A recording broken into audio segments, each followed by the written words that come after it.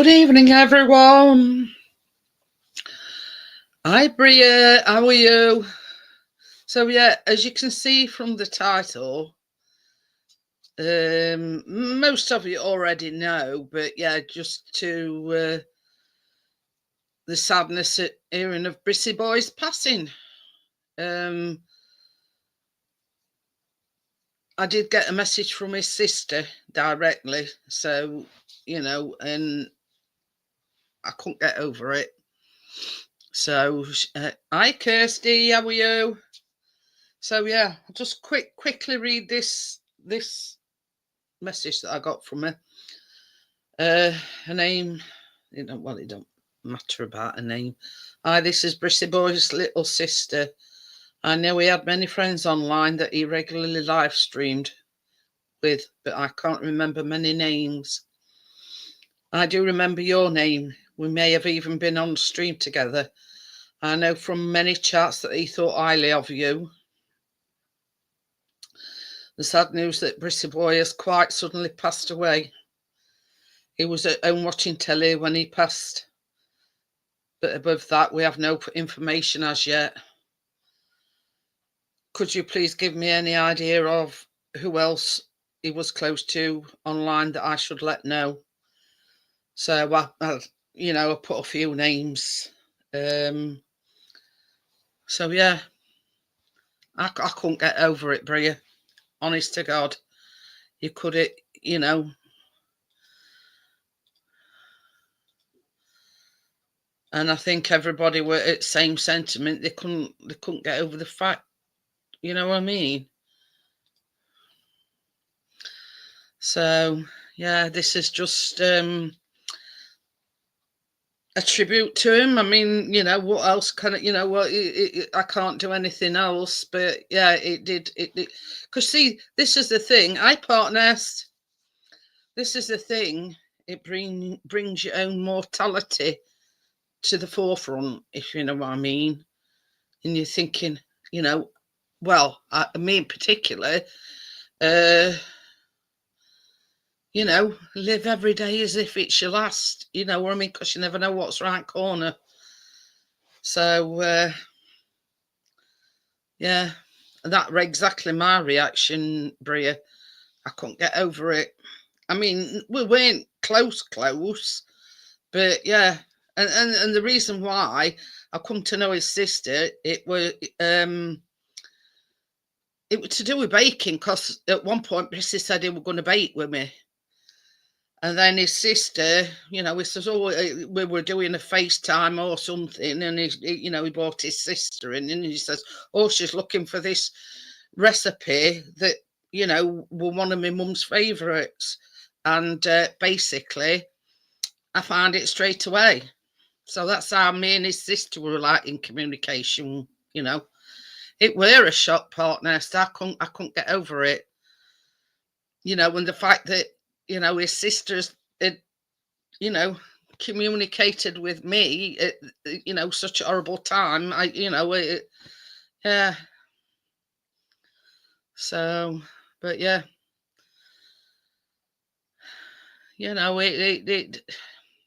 it brings to the forefront your own mortality, don't it? You know what I mean?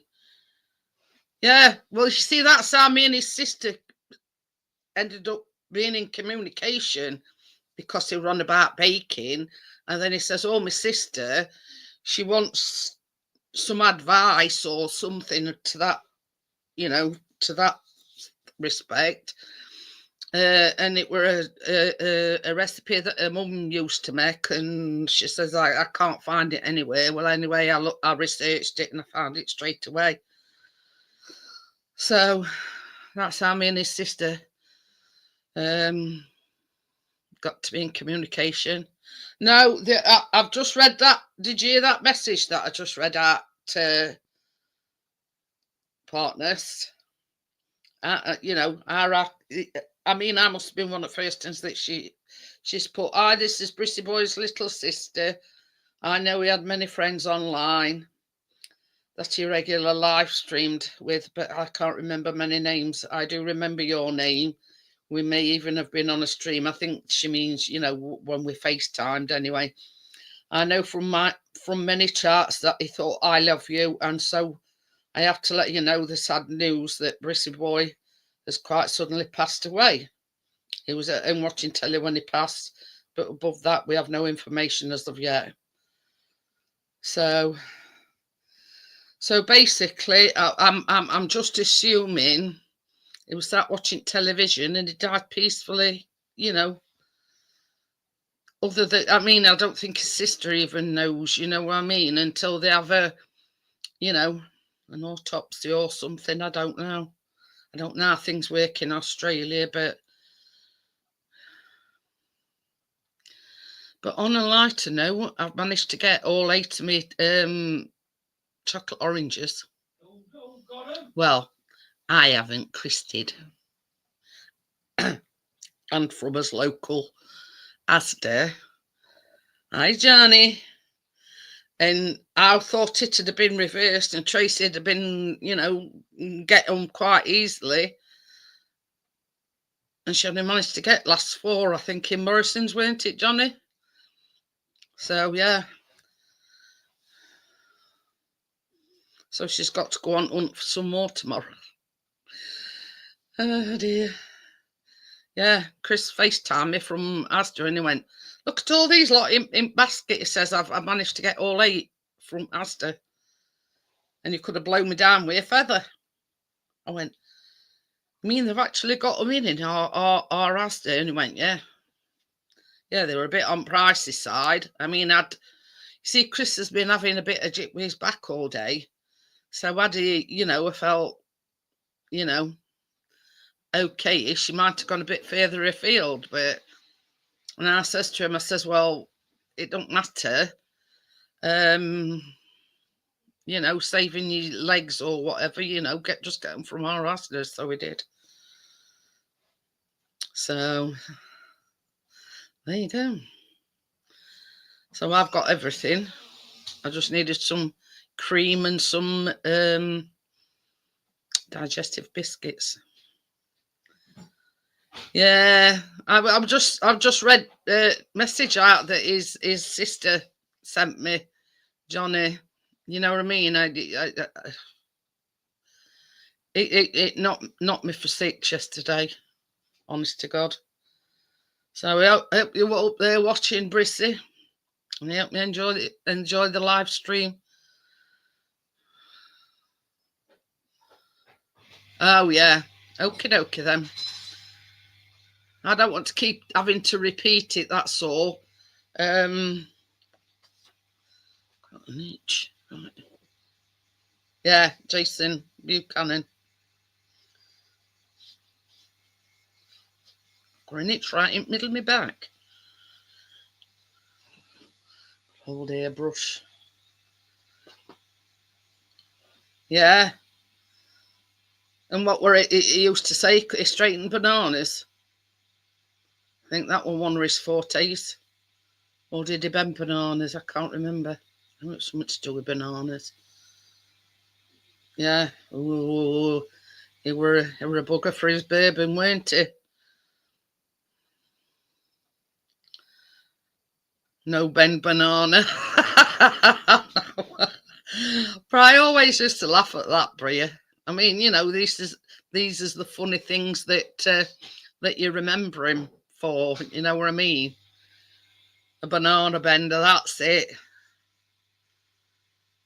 Yeah. I mean, I spoke to Crypto yesterday, and she says, she did speak to him, and hi, Crypto. I mean, his health weren't great, but you tell me a person's health that ain't great. You know what I mean? So, but yeah, it come as a shock. But yeah, it's like this. It were like one of a kind,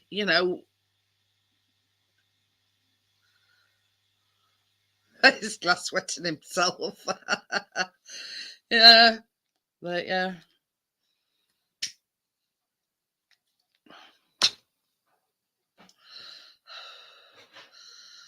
But Yeah. I mean, do you know how old you were, Crypto? Hi, Tim. How are you? Ooh, you're in spending again, Johnny. What you bought this time? But yeah, I don't know how old you were.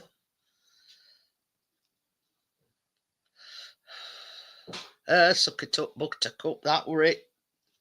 That were another one of his sayings.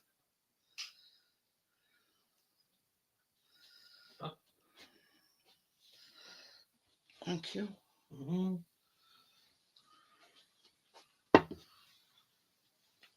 Really? It's no age, is it? I mean, see, I'm 63 this year, and it does make you think about your own mortality. Yeah. And Richard, he's only 55 and all.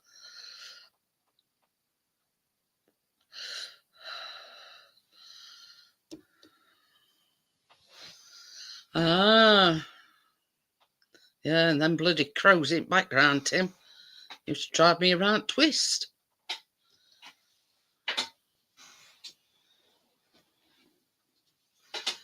But tell you, it makes you think, you know, um,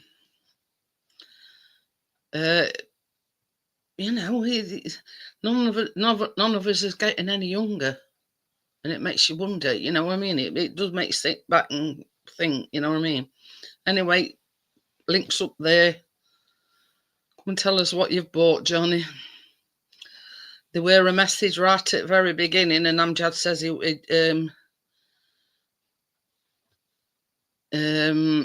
doing something with his auntie, I think.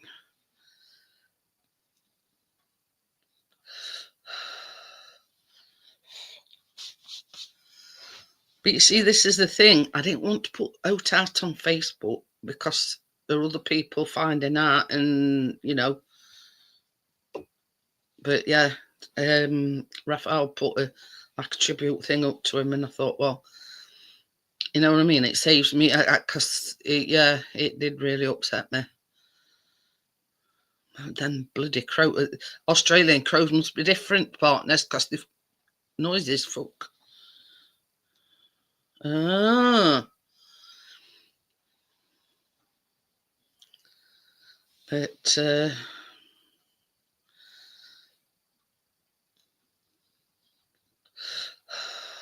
it must be an Australian crow thing because they were noisy. But so you're younger than me. See what I mean about making you think about your own mortality? You know, yeah, I have a lot of pain, but you know, there's people worse off than, you know, worse off. You know what I mean?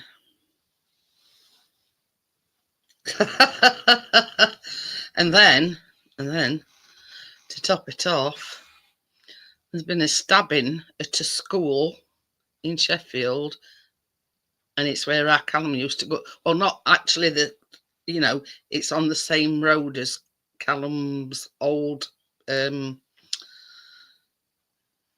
college. I said to Chris, it's getting closer. It's getting closer.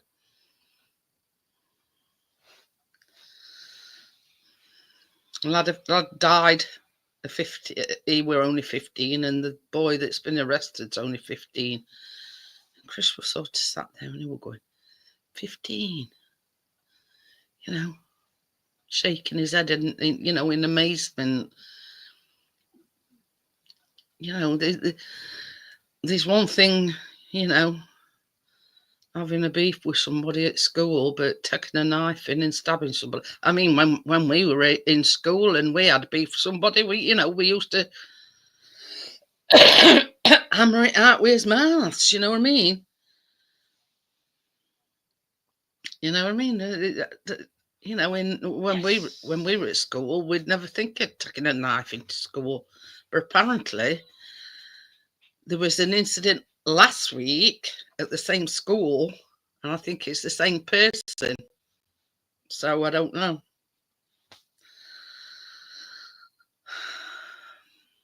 Sorry to be all doom and gloom tonight, but yeah. And it just goes to show you.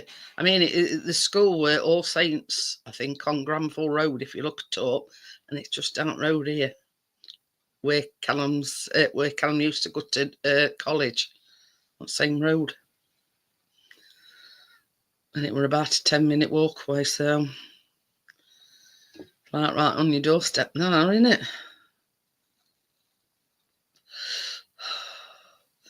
So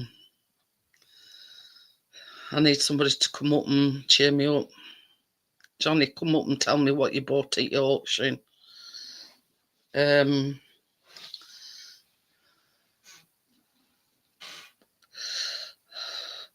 Yeah, that is a very true statement, Tim.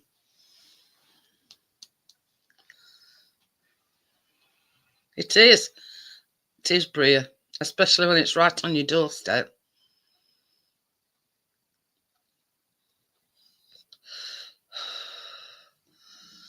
But yeah, the thing is, there was an incident at that school last week, and I think it was the same person trying to cause trouble.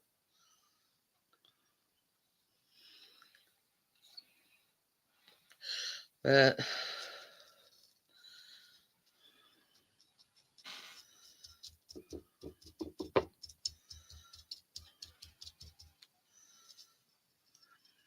I don't know. It makes you wonder what world's coming to nowadays, doesn't it? And you got 15-year-olds taking knives into school, stabbing another one. It were unheard of in our day.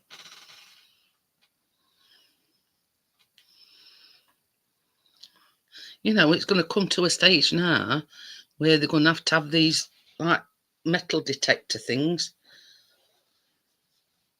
I just said earlier on, Crypto, that you were on a voice call with him. But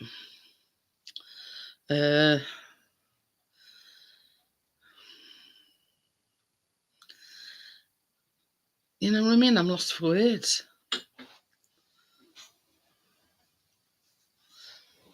But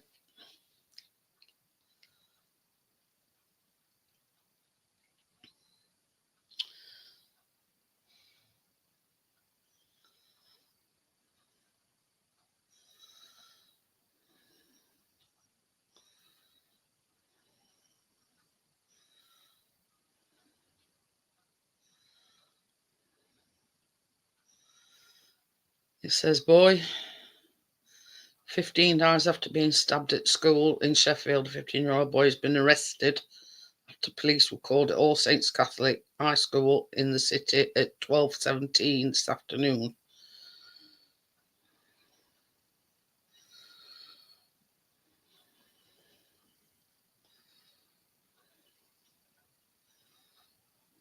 Same as Chris says, 15, and that lad's life is over now. He'll spend X amount of years in prison. What for?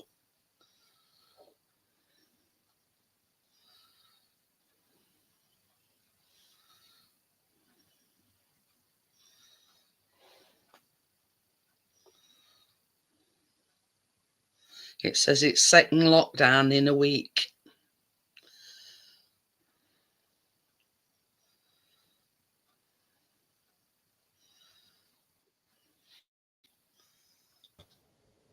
Hello. Look at my beard. It's gone a bit mentalist.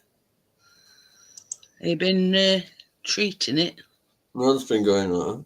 It's got fluffy. I just get a message then. Was that you? No. I messaged you now. Oh, we're in full panic mode in case she rang us earlier. I know. Tracy messaged me. Well, she sent me a voicemail. Going to sort Christine's clothes uniform. But yeah, they're leaving a beef at that time being Court shorts. Best about it, Tracy put they're going to leave her and then leave it till about Thursday, I think she says. So she says that'll give me time to do baking tomorrow. Oh dear, it don't always work out that way though, does it? She rang earlier. Went, you're not having pains between breaths, are you? She went, no, I'm fine. I went, oh, thank God for that. Oh dear.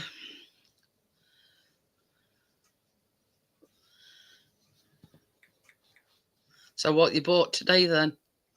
Couple of things for Tracy. Oh. She thinks that Tower air fryer's bee's knees.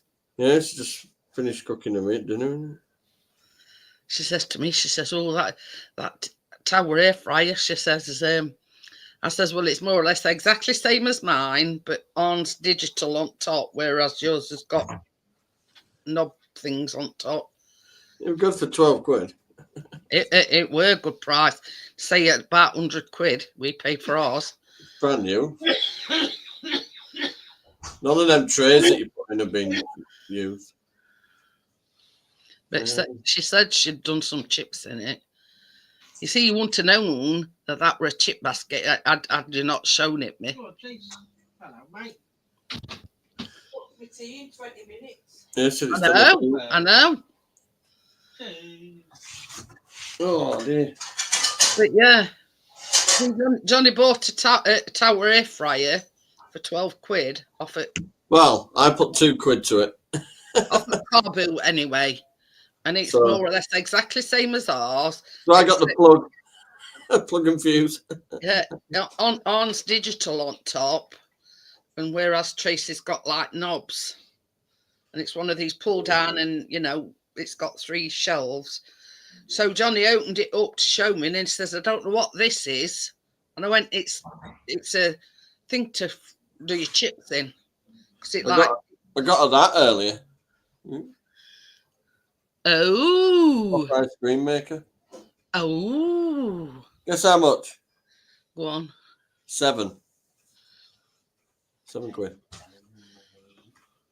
And I got her a load of moulds for doing all different chocolate and that. But yeah, Johnny gave me a guided tour of this Tower air fryer, and it's like a drum, and it's got a rotisserie attachment. Oh yeah, we did a pulled chicken in it last night. This drum is for chips, and it fits onto things at side where rotisserie is. So as your chips is cooking, it's turning them in this basket. Gear up its ass and put the clip things on there. Oh, pardon me.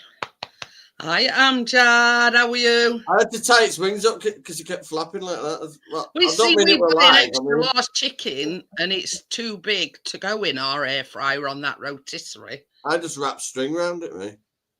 Tied it tighter. The chicken. But yeah. It's man buys a pair of tortoiseshell shoes. It took him 4 weeks to leave the shop. But yeah, I mean, even the shells that you got in it, Johnny, they were still wrapped up in the original things, weren't they? My poor Chloe and all fucking car she's got on lease. And she haven't had it serviced. It's failed on about 7 things and it needs about $1,500 to fix. Thing is, she's in the middle of a payment thing, so she can't. It's not like she can just freaking get rid of it, the bloody thing. That's it. It's only a Vauxhall Corsa and all. They're saying no back brakes, the seized and brake lines are all rusty and shit like that. They charged her 200 quid for a diagnostic because fucking brake light warning kept coming on. Turned out all the brakes are knackered at back, according to them. And they said the exhaust is leaking badly. That's a new exhaust that she paid 400 quid for a few months ago. And it's leaking? Yeah. Failed emissions test. I don't know. She's got bloody diddled, hasn't she? I'm going to say she's been skipping about sounds of things. But yeah, they've already sent me page 2 at auction, haven't you, buddy? Got the other stuff yet? Oh.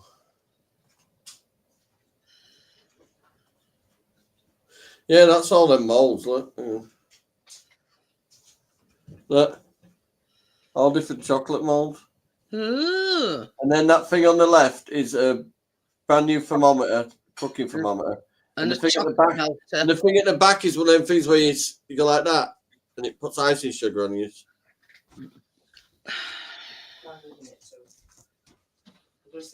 Showing all your chocolate mold things. All right, love, I'm just going to go eat this. I'll say hello upstairs and then I might come back down after. Yeah, some of them are chocolate molds are shit like roses, flowers, stars.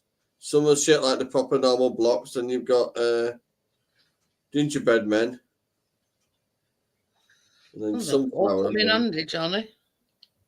Well, how much are they each? The silicon ones as well. I mean, collectively, you're probably looking at least a tenner's worth there. Well, I got all that lot for £3. That's with the thermometer and the other bit as well. I mean, there's people on Marketplace selling lots like that, probably 20, 30 quid. Brissy says new chocolate factory incoming. Yeah. Well, an ice cream maker for £7. I thought you can't go wrong with that. I'll just put a cheeky bid in at the end. I'm just like, go on then. You know when you know it's not going to go in iron, you think that's all right. That. So I'm putting another £1 in. I bought Keen or something, of course. Well, you got to, haven't you? They're called.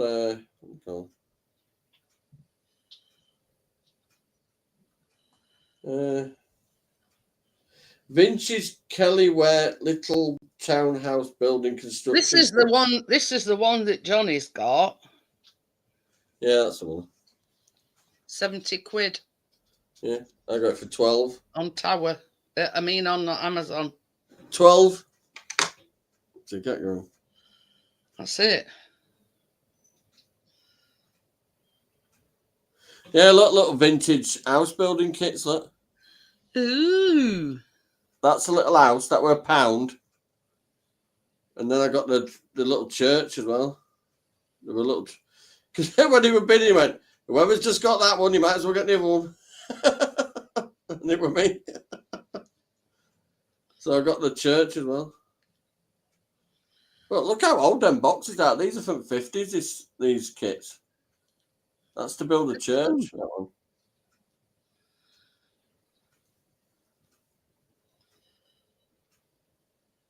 Back when plastic were plastic, you could drop it and it didn't break. It's all right. I'm trying to find our one, but I can't. If you think I buy random shit, you've seen nothing. Well, Look, that's it.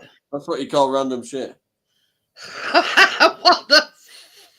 It's a roller, a little miniature roller, a little cart, a little truck bed, a little spare wheels. It were £1.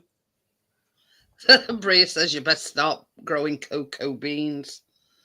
Okay, nobody for £1. It's good stuff, is that? No, oh shit.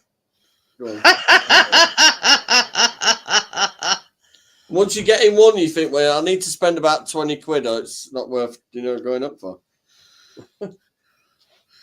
But yeah, I mean, you can look on Marketplace, Johnny, and then chocolate molds, they're going for, 20 and 30 quid. That people that are like selling up. Got some little dinky cars. That one on the right's a Jag. It happens to be gold. Just happens to be gold. Hang on, I'm still trying to think. I keep knocking it all off. Hi, Gary. How are you? Gary! It's hard to get it to do back buttons on this site. Do you remember that little car? Ghostbusters? Yeah, it's the same. It's the ambulance that they use. Oh, I'm going to say. See, these are good. I got them in half pint and 4 full pint glasses. And they're inches premium cider glasses. But look, got loads of little apples on the glasses. Look. Ooh, they posh. Box of 12, brand new. I got the pint size ones and the half pint size ones. £2 a box. You're not short of glasses, Johnny. They're like whiskey, you know, like when you're having a vodka and that. They're that. Yeah, yeah. £2 a box. I couldn't say Can't no. grumble at that. I'm saving on postage anyway, so I'm going to go get them. Going to go get them Wednesday. What time's is Richard work Wednesdays? Yeah. He does, doesn't he? I might drop his thing round anyway. Does he work far from where he lives? I think he says about 10, 15 minutes. You'll have to ask him when he comes in. So I could drop him that off. I'm down there.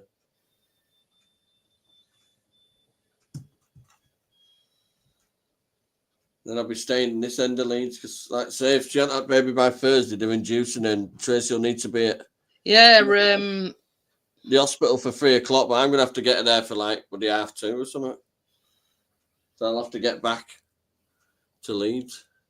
But Keena don't come out till 4 on a Thursday. She has after school club. Yeah, because over there. Hey, He worrying, Gary, because he's quiet. I say. Gary says he's Chris about. No way, Gary. There you go. Does that answer your question then, Gary? I did Because shout, it's because he didn't get his introduction. because I did shout, I'm waving, so you can't see me. I am here, Gary. Watching footy. Hang on a minute, I'll just turn camera around. 7-0, 7-0, 7-0. Is there, look?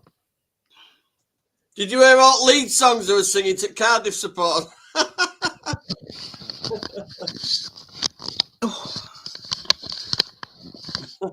What? I mean, that was trouble.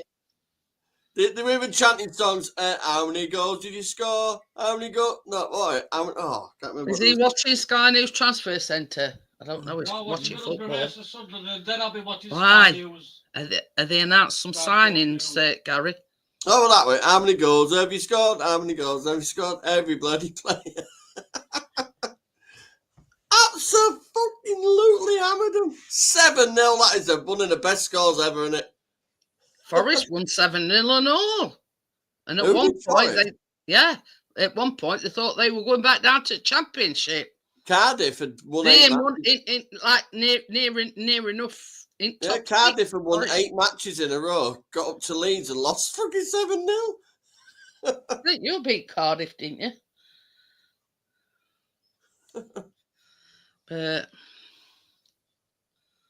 Yeah, I know it. It closes today, but there were two signings that they were on about. Oh, is that the window for? Yeah, the transfer. There were 2, I think, having a medical. Mine's on 11. Oh, bloody universal credit today. We're a bunch of assholes. Tracy couldn't remember her login details. Now she's got to go in for a frigging appointment. Chris was like that. All he wanted to do was change his number over, and they says, "Oh, you've got to go into job centre and all this, that, and all that." Hi, Steve. That's what they gave Tracy, the data protection bit, and says she has to go in. I messaged all the details they wanted through my thing, but then they said she had to do it on hers. But when she tried to log in, she's lost she can't remember all the details for logging in. So now she's got to go in with details and all that instead to bloody job centre.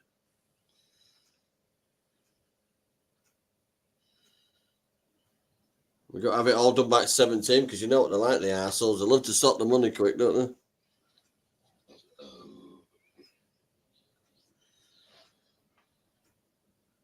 They got the information they wanted. They just not bloody reset her thing for her. So look, I know she's got 2 emails. It's either one or the other. So I read them out to them. No, we can't give out details. Ooh, you'll have to come in. What a fucking farce. I know. Tell me about it. Ooh. Oh, shit. Heard you get in Lundstrom? Like he used to play for them.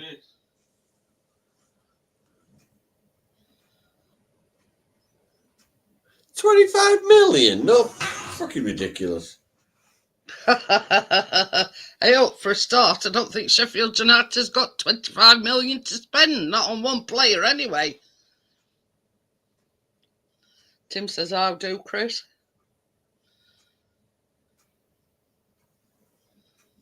Oh, what's it's going to Aston Villa, isn't it? I don't know football enough to know who's who, to be honest.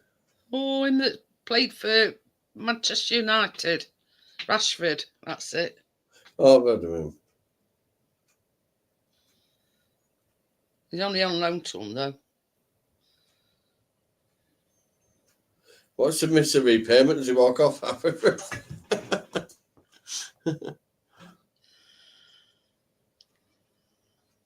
Bloody already sent me next week's bloody end of week's catalogue. I'm not buying no. You're not buying. You keep saying that every week, Johnny. No, I can't afford to. Not this time. Not another time. I got Tracy a few bits and me a few bits and a couple of bits of Kane. It's all right. I'm not spending any more this week. Anyway, I've got to drive up and get it as well. I did about 300 miles yesterday. The car ran absolutely spot on. And when I checked the coolant, it was bang on. So she's settled down now. She's working spot on. Hello, how are we doing? Good evening, Mr. Richard. How's it going? Richard. All right. What's Gary on about cheesy what's it? Hey? Oh. Get a wash. They put cheesy what's it? That's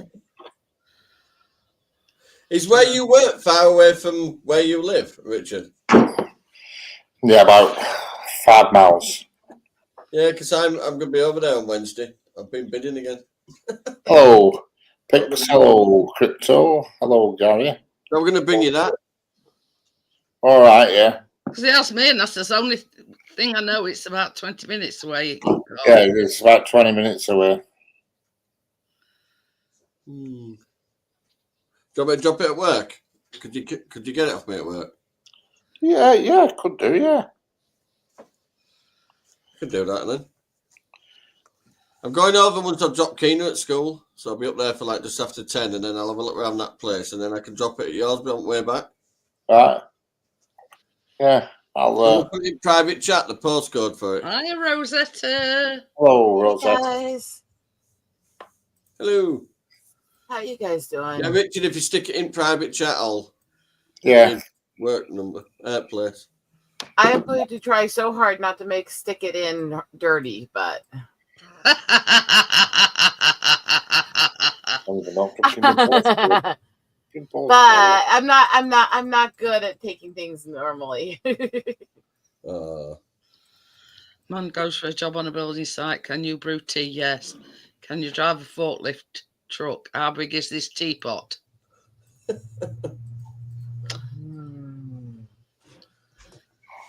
Now, if you say So I bought 7 items tonight, Richard. 7 says he's not buying any more, Richard. Only come to 37 though. until next Monday. There's a general auction on Thursday, but I'm staying away. I'm not even logging in. Even though there's a vintage Jaguar keyring in the presentation. Hey, Richard, they went to a car boot yesterday and he got Tracy a Tower air fryer similar to ours, except ours digital on top and Tracy's has got knobs. Guess how much? Well, sure. Yeah. Like 12 quid. 12 quid, right? I'm going to say And it's got all shelves and it, because I ran a voice call with him yesterday And he pulled it down and he says, I don't know what this thing is here. And it's a basket inside that you put your chips in and it rotates. You know what I mean? Well, it's not just for chips. Everything's new. All drawers were still in packaging and all that. You can do roast potatoes and thing for rotisserie. It's got like a rotisserie thing on it. You fix this basket. I'll have to try and show you. Well, I just put the skewer up the chicken's ass and then tied it up, like you see, bondage. Johnny didn't know that were like a basket for your chips. I tied it up bondage style. Tracy loves it. Nothing wrong with being a little freaky. Nothing wrong with it. Hell, it makes for a good pastime. I mean, how many cookies do you need on one worktop? Yeah. You've certainly got the gadgets, that's for sure. We got the A639 outside. We should have a mobile cafe. Yeah. Got parking outside. Yeah. Get Tracy, build Tracy, a bit of a shed like. You see, it's similar to that, Richard. Look, you see what I mean? And you did a chip in it earlier as well. You attach it to this rotisserie where rotisserie goes.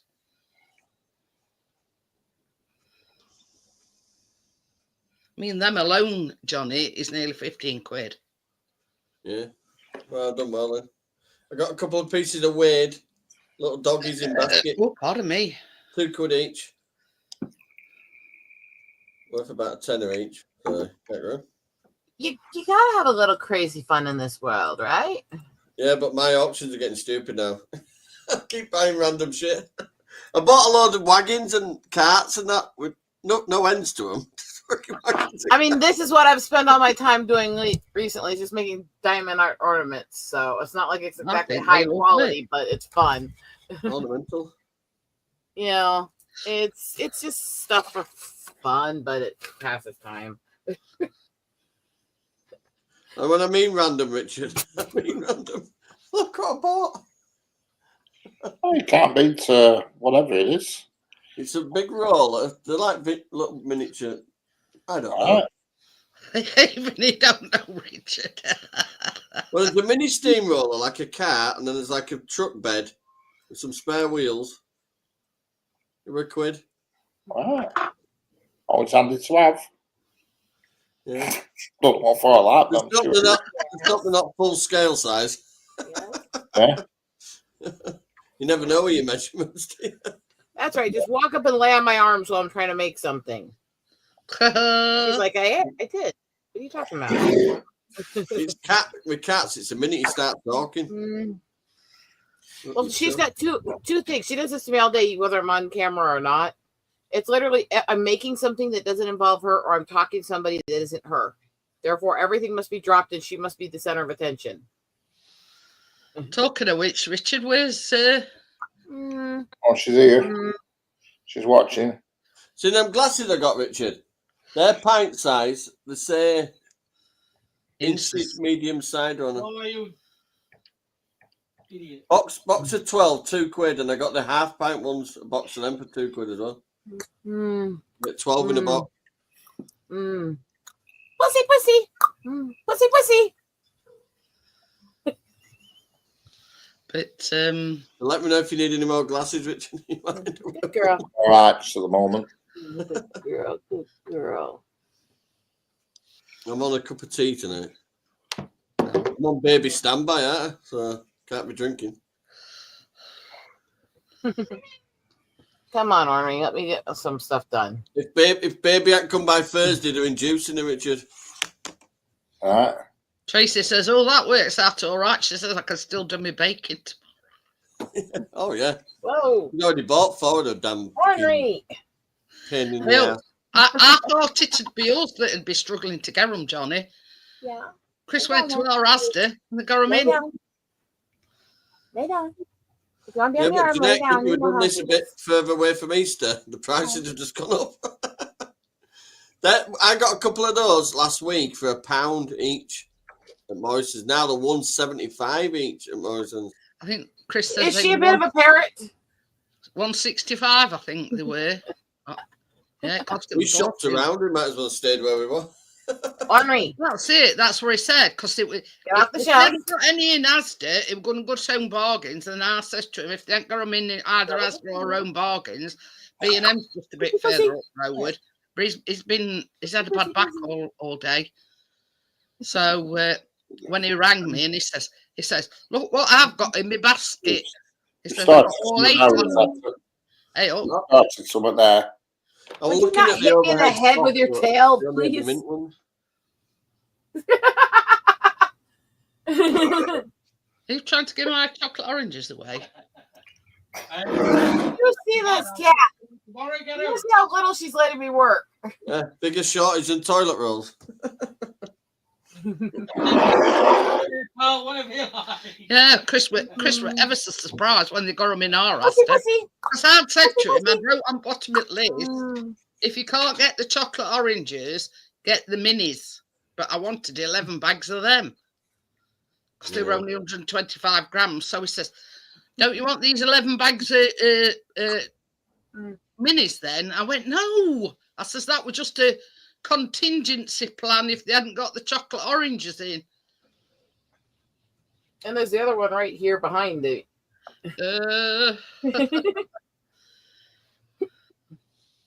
I think they like to be around me, don't you? Hi, Panther. Mine didn't always been a bell end. Hey, Henri. Tracy's got Young to go girl. on hunt tomorrow, Richard, for another 4 chocolate oranges. She only managed to get 4. Well, Do I have those It left? is me thinking it'd be us that had struggled to get them, and that's why I put 11 bags of minis. If he couldn't, couldn't get them. Hi, Bill. How are you? Yo, Bill. Hi. You make everything more difficult, Cat. I can't see shit and I've got cramp. How's it going, Bill? Sounds like better than you. Yeah. My glasses are ruined, but I can't afford to get them. I keep buying auction shit instead. I swore I had them in here. Where'd your He's treats got go? plenty of pairs of glasses in his cubby hole. yeah. Hi, Bill. If you can kind of tell how my work's going right now. Your work is going? She's got Not very well. Oh. Cat's demanding attention. She's got a cat cross parrot. Yeah. Pussy, pussy, pussy, pussy. So, still no news on the property front then, Bill? Not yet. No, I'm hard to please. Oh. Well, because I'm looking for like the last house I want to live in. I'm glad I'm not buying a house for you then. No, you are glad you're not buying a house because I'm looking. It's like we're thinking somewhere between 4,500 and 5,000 feet with 10 acres and all that. Something big. You're all right. Jeanette always goes over budget. I mean, I usually say the bigger the better, but that's a different sense. I mean, Hey, but anybody who tells you that bigger is not better loves you. Oh, yeah, you're and they're so willing to Bill. lie to you for it. I mean, the thing is, I mean, yeah. Let me just do my calculator bit. I mean, this house is literally about 1,500 square feet, but it's mine, so I don't care. It cost Chris £13.20 to get them eggs. Seriously, Ornery, I'm trying to talk. The chocolate orange, terrace chocolate oranges. What are you made of catnip today? No, this is actually pretty normal in this house. This is why she's not in this room a lot of the time when I'm doing this stuff. No, you are not going to attack my projects and knock them off my desk. I used to have a cat that slept on my head, which was cute when it was a kitten, but it weighed 20 pounds. It wasn't cute anymore. It was just smashing my head. Let's see. Ornery, you gonna be good?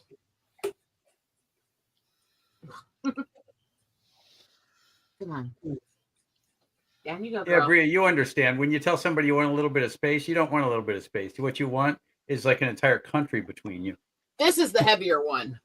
He's all muscle. Yep. I had 2 cats, Spot and Spike.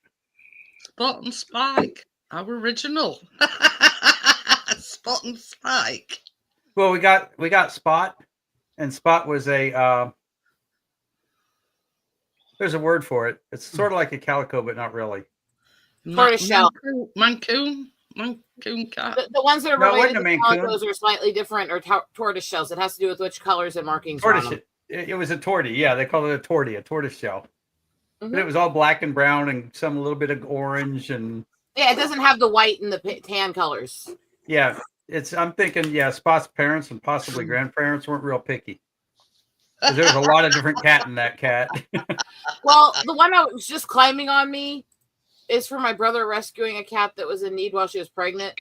But we know a lot about her genetics because we know the people who she ran away from. And the one that was just on me has everything from Bengal and Mao and Siamese and other stuff mixed in her. And so she's got a very weird temperament and very picky temperament. So she's an interesting thing. She looks almost normal unless you look up closely. You can see like the spots and the spirals in the undercoat and stuff.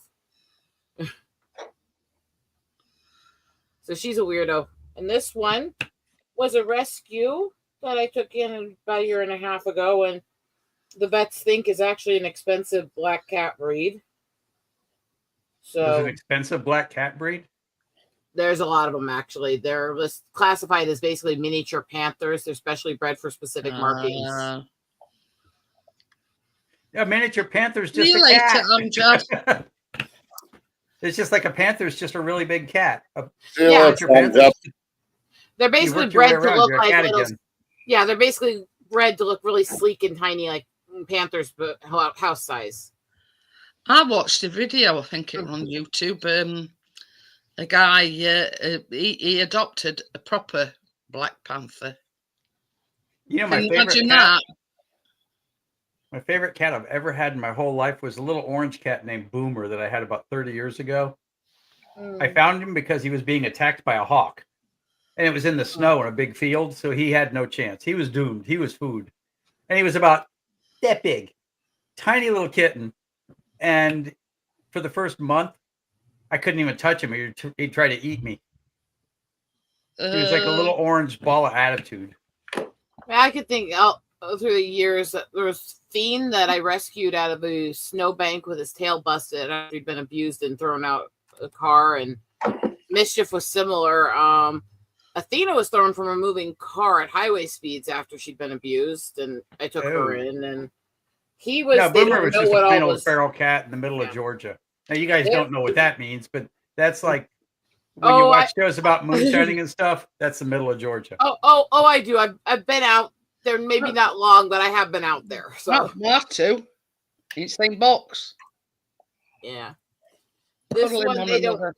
They don't know what all he went through, but he's very, I am very skittish and very, very shell shocked when I got him. But he's just affectionate now. I've spent a lot of my life taking care of animals that are freaked out or in need. That's Johnny's new air fryer. Very nice. Now, I see everybody talking to Crypto, but I can't see Crypto. She's there. She's put bye-bye. I can't see it anywhere. Come here. Go up there. Okay, good boy. But it's exactly the same as on, whereas that one's got knobs on top, and one's like a digital. Here's the weird thing, and I know it's documented with most everybody I've talked to has these issues. There's something about holding animals that actually slows down like ticks and nerve spasms. There's a calming effect they have. It actually calms it. I have no idea why. It's probably a mental thing, but it's probably true. It's really well documented, but they have no idea exactly all the reasons why, because it's significant change when you're holding them. You're holding an animal that's just happy as hell to have you hold it, and has, little cats and stuff have no ill intentions at all. They're just, when they do something wrong, it's just because they're not smart enough. I like animals so much better than people, I like animals. I just can't have any. But I would like to have pets.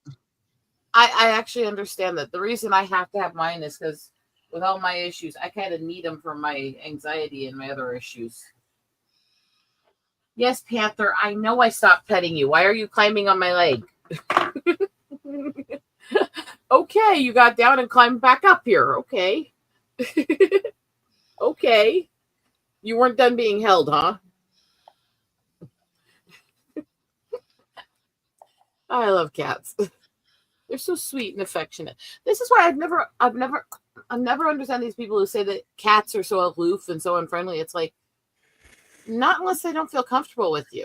This is They, the they thing, may not though. be as clingy as dogs in some ways, but cats are extremely affectionate and love to be held. Every cat has got its own little personality. Yeah, just like every dog does. And You know, our Tucker, the ginger one, he's one of these that, you know, leave me be, I'll do what I want, you know, and just don't bother me. Now our Chase is exactly opposite. but it's not. Yeah, there's aloof cats. There's aloof dogs too.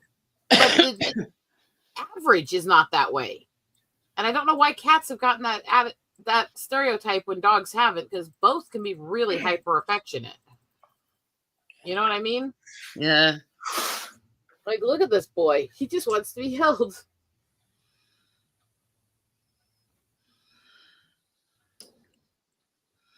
He kind of blends into my jacket, though, doesn't he? Did you have to tell her off, Richard? No, I'm turning my fan on. Oh, I thought you were telling me her off. Didn't know if anybody else had Alexa in the room, so I didn't want everybody else's Alexa going mad. Okay, Panther. It's okay, Panther. I I'm was not going saying back it's to cold work, out but there, you seem but to want attention. I keep freezing out there. So yes, right now I've got 3 of them: Ornery, Panther, and Baby Girl. And they are. Ornery lives up to her name. Oh my God, does she live up to her name? And how do you pronounce that? She's an ornery cuss. Literally the word ornery. Oh, so you just called it ordinary. Nah, ornery is in mean. Oh. My niece named her because after she decided she wanted me when I had to leave her to, finish developing and weaning, she decided she was angry that I left, and she spent the next 2 months making everybody's life in that house a living hell and hissing at and striking everybody. Yeah, Gary. So they named her Ornery. And because she's so wild and uncontrollable in a lot of ways, I just left the name.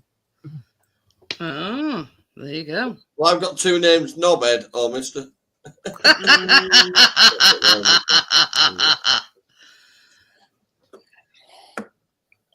Okay. We've got a love-hate relationship. He loves being here, and I hate him. It's not like I don't do cats. Good boy. Good boy. Yeah, that were him that shot that burglar, weren't it? Hiya, Woody. I do kind of love that most of my clothes are black, and when he's on me in my black clothes, half the time people don't notice unless he moves. Because he just kind of sits here and blends in half the time. And his head moves, and they're like, "What the hell was that?" It's like, oh, that'd be my little evil boy. I pretend he's nice and then viciously attacks you. No. Nice. I swear to God, Eagle is absolute dick of a cat. He goes, right, I've had enough cuddles now. Now I'm going to fucking leave a lasting impression. But the thing is, he follows Tracy everywhere. Oh, he loves Tracy. Loves Keenan. Everywhere. He was trying to eat Johnny's chicken the other night. I don't know why cats like me as much as they do. They really do. I have never met a cat that doesn't like me. And I do literally never. They just love me. I like cats, but only with the right sauce. It makes you feel any better. One of my best friends is this little Asian guy that's mostly Chinese. And he literally will sit there jokingly calling my cats Kung Pao Kitty while we're talking. Kung Pao Kitty. Come on, Panther. Up your boy. Come on, up you go. You know it's fresh when you bite up microchip. Good boy. Good boy. Yes, I took my hand away. It's like, I mean, grew up on Williams and Reed, and half of their res jokes about res dogs are just in that same vein. So I mean, gotta get a little tray out for Gary. I'm going to say Gary's moaning now because we're talking about cats. Yeah. aw, sorry. I mean, usually guys like when we're talking about pussy. I mean, Right, who's got a poodle? I mean, you can have a well-groomed pussy that looks like it could be poodle, but I've just brushed mine. Not better. I don't know if Bill knows who I was talking about. Yeah, she said to me, "What's going on with your beard this time? It's going all curly." We say it might be stress. Yeah, you know, should be down here. It has been a stressful few weeks. Silly things like I've known my national insurance number all my life and fucking been that stressed out. I forgot it the other day. Totally forgot it. Then I thought I knew it, gave it to him, and it's now I've remembered. It's totally fucking different. So I had to message him. Oh dear. Well, it's fucking 2 meetings a week, kind of thing. Shit going on. And then Universal Credit have been a bunch of asses today. Tell me what I don't know, Johnny. It's one of them bloody updates. I want 4 months of bank statements. Cheeky twat. So you won't find out fucking exciting. I said it goes in one. Well, this is the thing, Johnny. I mean, no banks nowadays do paper. Oh no, I've already downloaded them off my phone. It's easy enough to do. It's just a cheeky twats for asking. See, this is the thing. Chris only wants to change his mobile number over. Tell you, it's more use than what it's worth. Just data protection shit. They want to see you now in person before they fucking change. I got my phone number in 2002. I've had it 23 years. Chris only wanted to change his mobile number over, and they told him that he'd got to go into town and got to job centre. It wasn't me. I can log in fine. It's Tracy that can't log in, and now they want bloody to go in about it now. I went through a lot of phone number changes when my ex was still alive. Now I don't worry about it. It had been done by now. I did it at my end, but can't get in on her end, and they won't give me any details. So she'll have to come in. I'm sure that sounds terrible. Photo ID. Tracy's got no photo ID. Well, that's it. You're well and truly stuffed. If you ain't got a driving licence, I am. If you ain't got a passport, I am. Yeah. So they said, "What about you?" I said, "I've got a passport and driving licence." Well, why hasn't she? What's she got to do with it? She just hasn't. I mean, it's like when they talk about these elderly people. Not a lot of elderly people have got internet. My mum never had, internet at all. Yeah. It's like I don't have a passport. I've got tribal ID, but I don't have a passport. Because when she was like, she got this appointment through for a hospital appointment, and they says, "Oh, just go online and blah blah blah." And she says, "I don't have internet." She says, "That's exactly why I'm ringing you up. How can I make an appointment? Because I ain't got no internet." Well, they did the form she needs over at phone with one that says they need a physical signature, and then they'll change it over. Well, they're supposed to be sending Chris a code out, and he's still waiting. Well, I'm saying it's a bit inconvenient when it's fucking there's a baby due any day. That's it.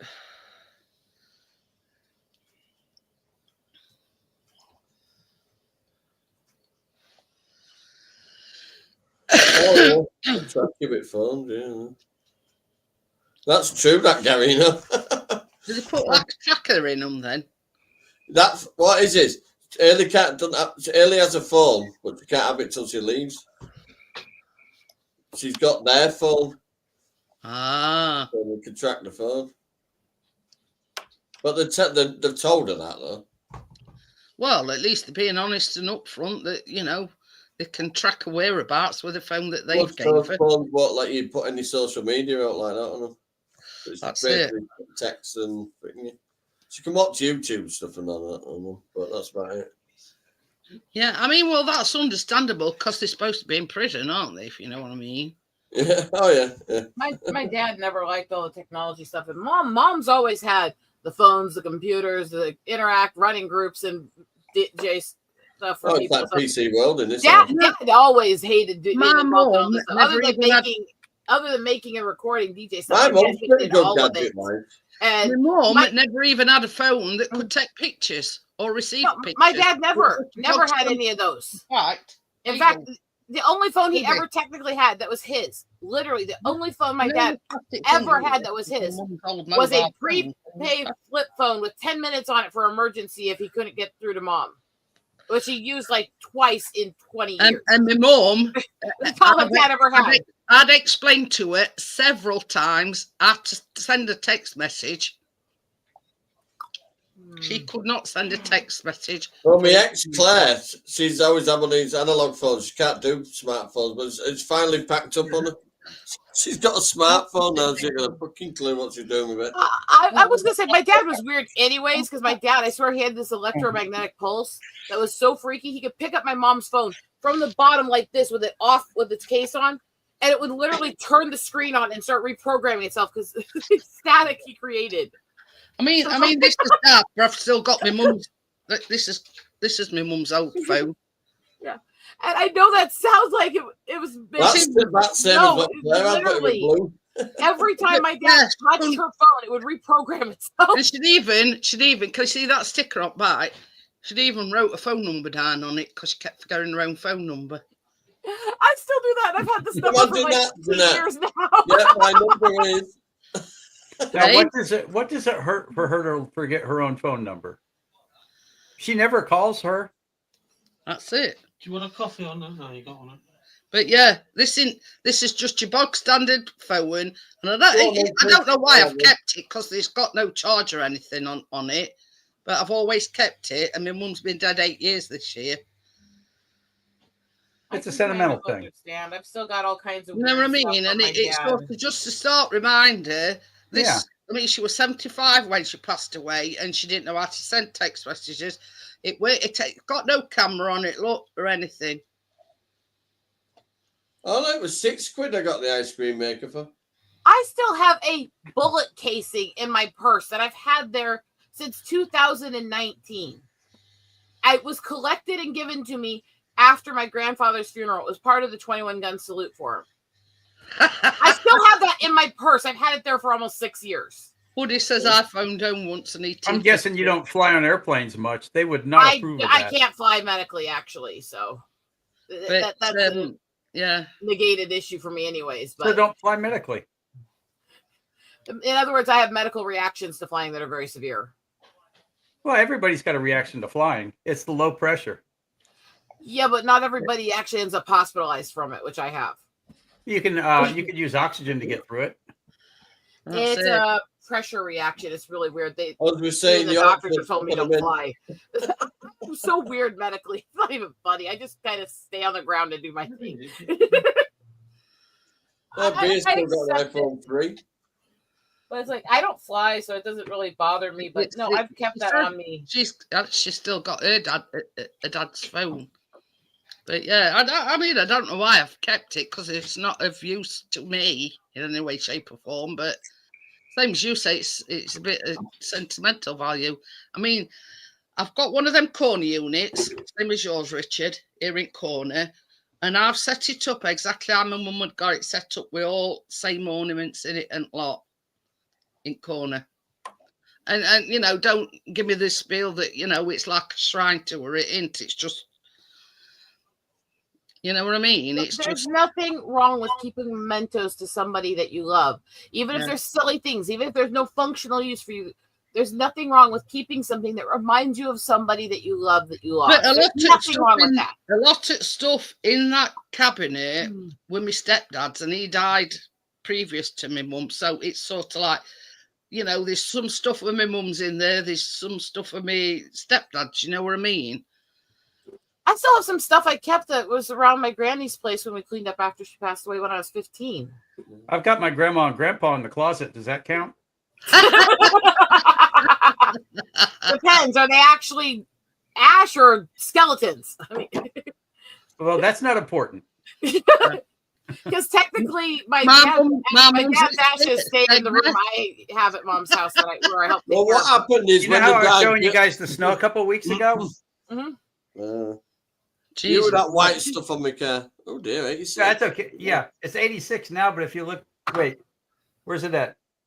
But Tomorrow's high is 65. Today it's 86.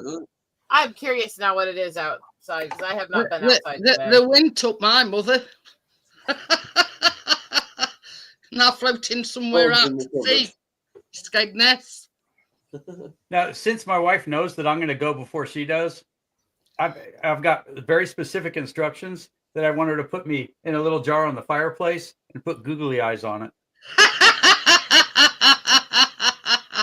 So everybody thinks I'm watching them.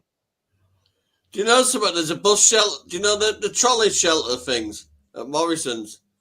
So, and there's a cow outside of it. Somebody stuck two goggly fucking eyes. Well, yeah, I figured, if you got to go, twice, do you think? What the fuck? It's like you go to a cemetery and people will visit you for a little while, and then in 100 years they'll have forgotten you ever existed. So, putting me in a little jar on the fireplace, that works. Then they can throw me away when they get bored. I'm hearing the Robin Williams line he said, and if you bury me ass down, you'll have somewhere to park your bike. Could do the shaking back. It's like, yes, it's not a big deal what happens to you once you're gone. What happens that matters while you're here. The carpet.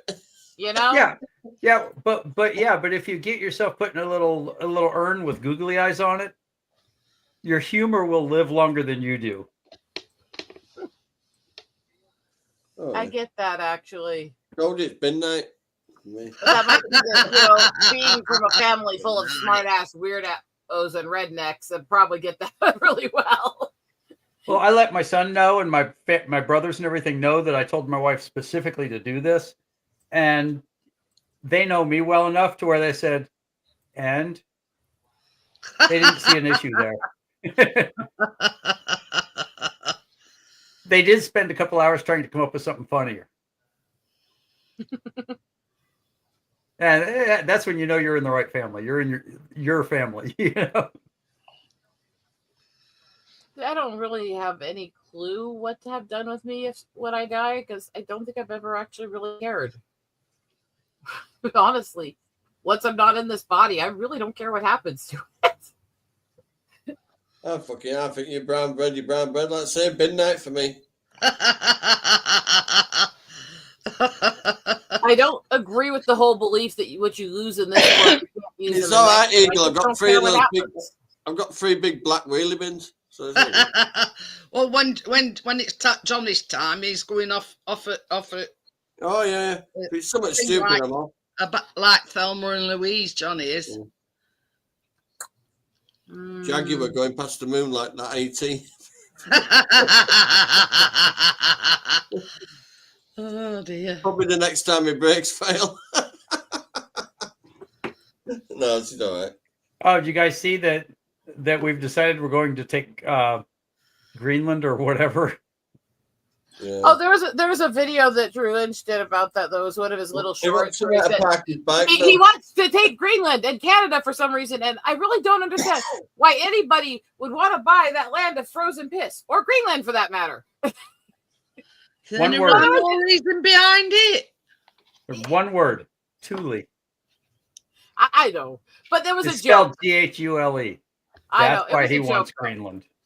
It's all about ego, but that's a whole other rant. But it's like, good God. Yeah, he's way past ego. The idiocy I have seen in the last, oh dear God. I'm talking about partly from his followers too. It's like, I don't even get how stupid some of these people can get. But yeah, you should live here and live through it.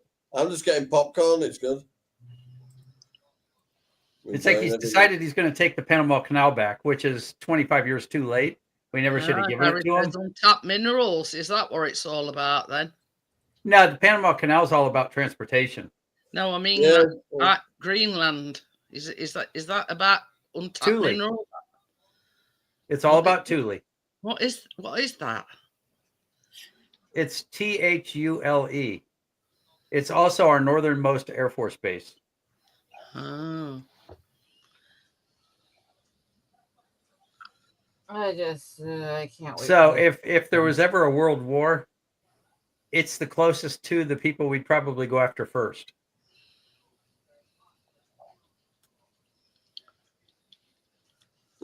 Yeah. As I say, he wants Thule. That's what he wants. He wants to own it. We're sort of renting it now. But we've been renting it for 50 years or whatever. I have a lot of opinions. I bite my tongue on a lot. I've got friends who I would say are reasonable on all sides of the aisle, but then there's the extremists. I just want them to go shut up and leave. You know?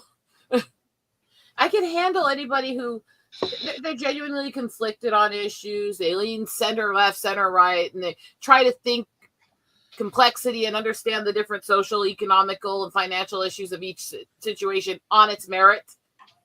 Then I can disagree with you on issues and I still respect you. It's the people that are so extremist. It's the people that are so extremist and fuck off. All they care about is their little opinions. And they're not willing to try to understand anything beyond them. Those are the people that are dangerous. You mean like Trump? Yeah. And hardcore on every political side, honestly. He's just a great representation of it. Yeah, it's I always thought I was a Republican until Trump proved I wasn't. I've always leaned in the center, but for a long time I did stuff working in the Republican Party only because I felt that I could actually get them to clean up their act better than the other side. I didn't like either side, but I thought I had a chance at reaching them. I left it during his first election because of the shit I saw. Gary says small dick club. And it's like, and I haven't looked back. Every so often I see them in the rearview mirror and I'm like, fuck off this shit. You know? It's like, I have no use for these kinds of I'm going to get off the next. I've got my legs are doing me no good. Oh, I hope you feel better. See you later, Johnny. See you later, Johnny. If you give address to Jeanette, she can send it to me. I'll give me mobile number because I don't even know postcode at our place at work, and I've worked there for years, and I don't even know. I'll tell you what, I'll stick mine in private chat and then put your mobile number in chat. Yeah. I was just looking at the chimps. That's pretty funny. Oh, funny, I've said the same thing when looking at the idiots speaking on politics. Yeah, I'm looking at the chimps. This is where people start ranting on political stuff. I'm just like, I don't care anymore. I have my opinions. I will work towards my opinions in elections, but you're not going to change people through these debates anymore. The division and the extremism is getting too strong on every side. There you go, Richard. You know what I mean? And you know, something occurred to me today. You know, we had that big helicopter hidden airplane crash here last week, right? Yeah. A military Black Hawk attack helicopter hit an airplane. And and you say, okay, the helicopter he was flying too high. But then it occurs to me that something the size of a 737 snuck up on it. Johnny off me. Yeah. All right, then. See you later, Johnny. See you tomorrow. Yeah, see you tomorrow. Bye. Bye. What were you saying again there, Bill? These are military attack helicopters. Mm-hmm. They're designed to go hurt things. And somehow or another, something the size of a passenger airliner snuck up on him and hit him. I don't care if he was flying outside where he was supposed to be flying. He should have seen the airplane coming.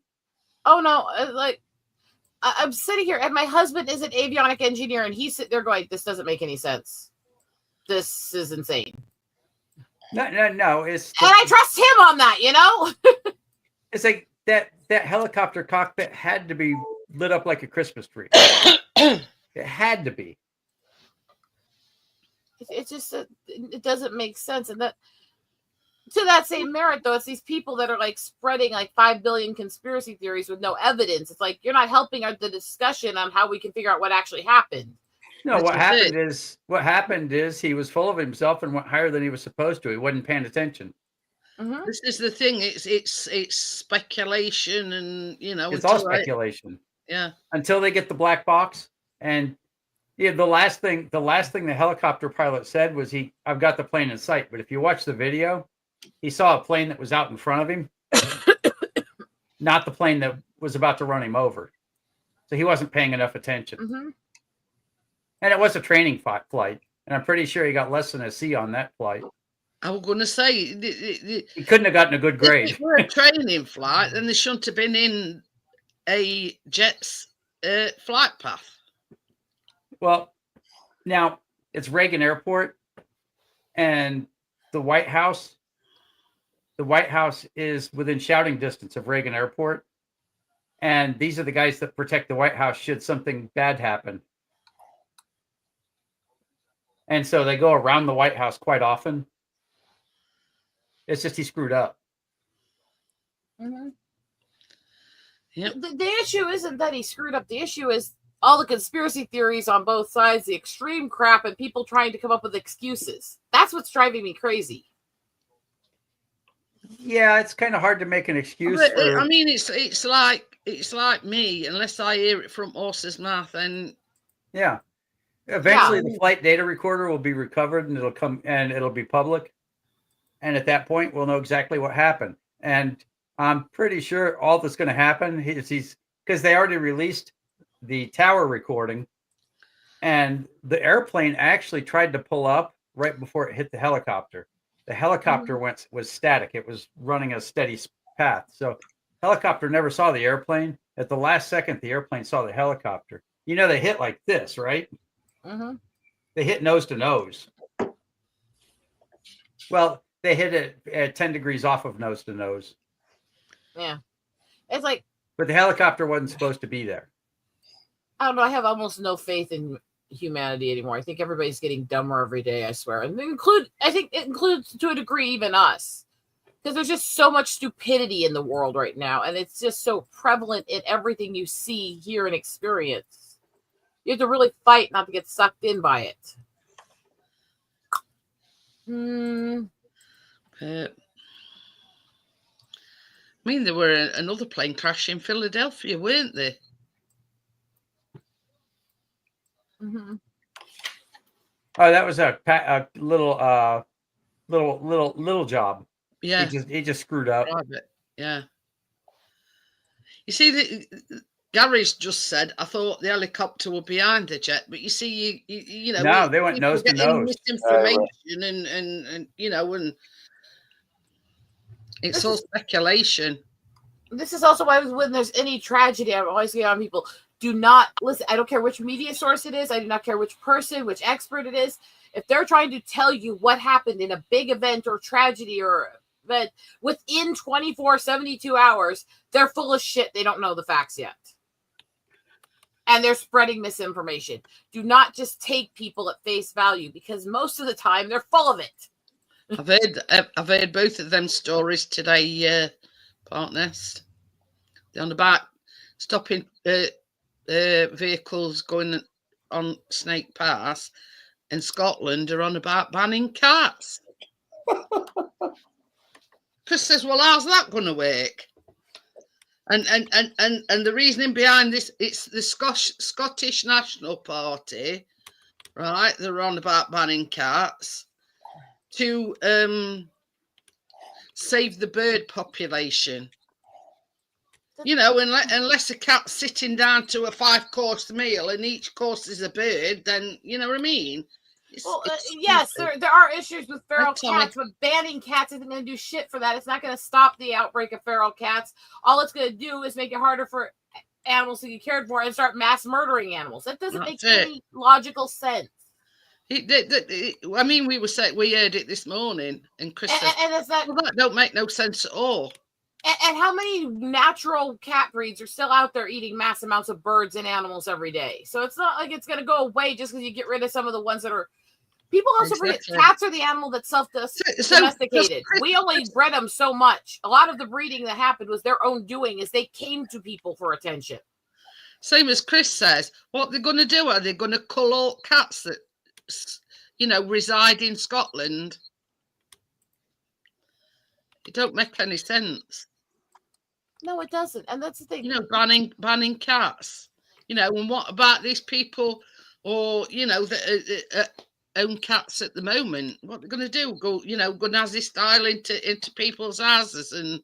They do also realize that pet cats are also used for emotional support animals, seizure relief animals that help people in their homes and stuff like that. Cats aren't just here for decoration. There's actually a lot of them are here for medical. In some countries, they're used for burritos and tacos, and and dogs are on some reservations. What's your point? Yeah, this is the thing. I mean, it's the cycle of life. You know what I mean? Cats, rats, blah blah blah. You know what I mean?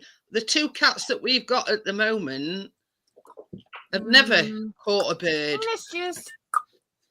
No, my cats never go outside. I actually think anybody in where I live that lets their pets outside without having a full protected kennel system for them is irresponsible, because we live in an area that has one of the highest concentrations of bald eagles in the world. It has one of the highest concentrations of raptor birds and predator birds in the world. You don't have to worry about, Rosetta. Yeah. An eagle's not going to, Yeah. So it's like, it depends on where you are. Anyways, my cats don't go outside because it's not safe.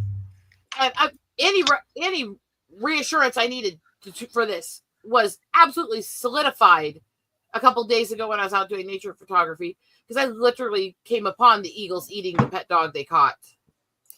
Well, yeah. So it's like, no, do not be irresponsible with your pets. You wouldn't last an hour in Texas. We've got nobody leaves their pets outside for fear that something will eat them, or they'll get killed by a snake. Oh, I'd be fine there. These people in these cities wouldn't. we happened to stumble across this this Blaine Park nest.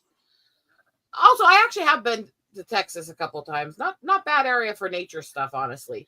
But that's why I said it drives me crazy. These people are so irresponsible and reckless with their pets. Because nature's bitch. And there was a case where I grew up in the Black Hills, where this woman moved into the area. She chained her fucking small dog up in the backyard and then tried to sue the city when a mountain lion ate it.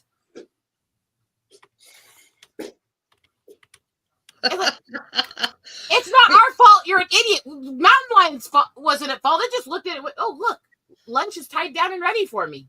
We had this 80-year-old lady that lived like 2 doors down across the street. And she used to feed wild cats. And do you know what happens when you've got this poor 80-year-old lady? She means well, but she feeds wild cats, which makes wild cats come over to get fed. Guess what happens then? Then the raccoons and the coyotes and the wolves and the foxes and everything that might be able to eat a cat shows up. It was like a flipping wildlife preserve for a while there.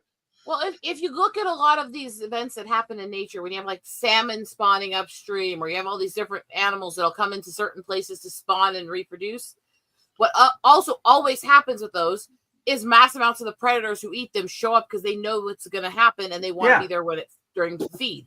Yes, it's the buffet. Mm-hmm. It's like nature is not delicate. I have watched an eagle fly up under a running deer and rip its throat out and start eating it. Tommy, nature's not delicate. I think you mean snakes.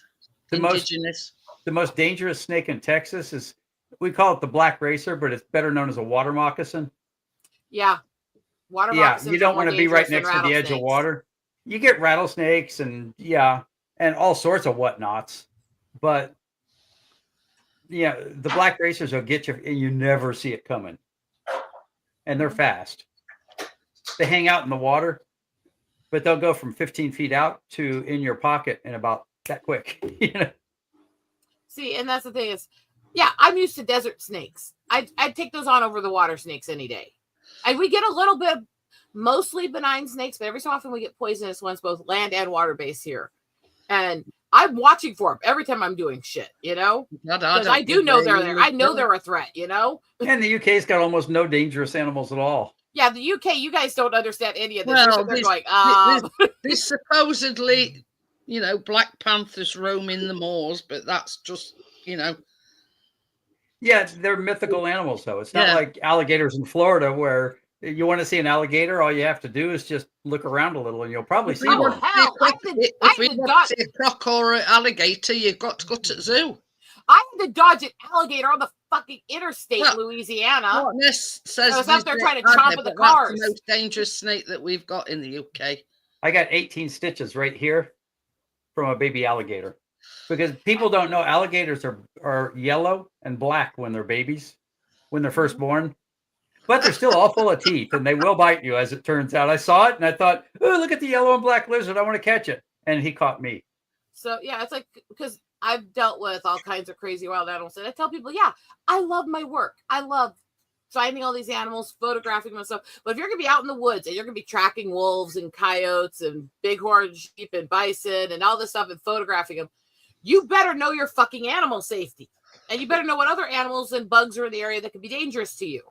Because otherwise, you ain't going to live long. If you're out in the woods, in the middle of the hills or anything here, animal safety is not being out in the woods in the middle of them. That's the only animal safety. I've still done it. I've still gone out through a lot of the woods and the back roads and stuff down in the south when I was down there traveling to get photos. So I at least studied the animals. I was at least being as careful as possible. There's a difference between there's always some risk versus being stupid, you know? The thing is, Gary, I mean, we give our spiders a name. We call them Roger.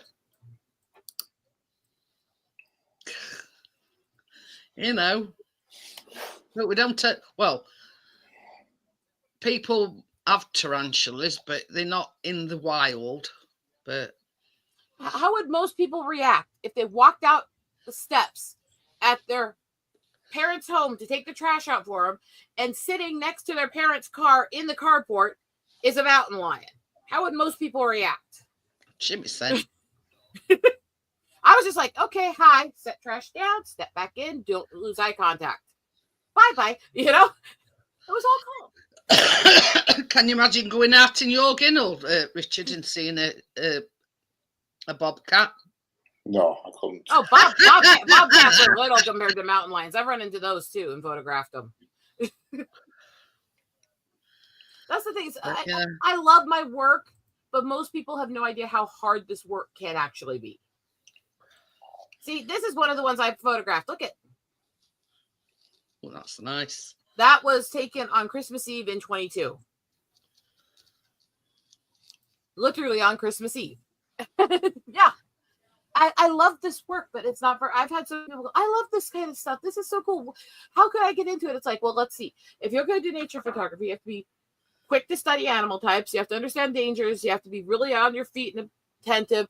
You have to be able to do really physical, horrible shit. And run fast. And run fast. And you're going to do things like discover poaching dump sites and horror shows and things like that too. It's not an easy job at all. I love it. I get to help DNR take care of animals. I get to do all this stuff, but it is not an easy job, and it is not for most people. You know? I'm glad we don't have that kind of thing here. And I have, at this point, I have an email set up only for reporting stuff to DNR and helping them track stuff. I have a whole system where I help them track and report the endangered trumpeter swans and stuff. I have found, located, and helped them keep track of tabs on almost 150 eagle nests now. It's not an easy job. And what I tell people is, you know, if you really want to be in this work, do not be one of those nature photographers that's not respecting the land around you and is pushing animals to get what you want. Do not be Bureau, who was published a few years ago, and he was published for this eagle shot, and he literally said in it that he aggravated the eagle to get the angle he wanted. And it's like, no, he's a piece of shit. Don't do that shit. It's like poking at hornet's nest, isn't it? Respect the animals. Give them their space. Do not climb into their area. If you can't make your Zoom work to get your shot, leave it the fuck alone.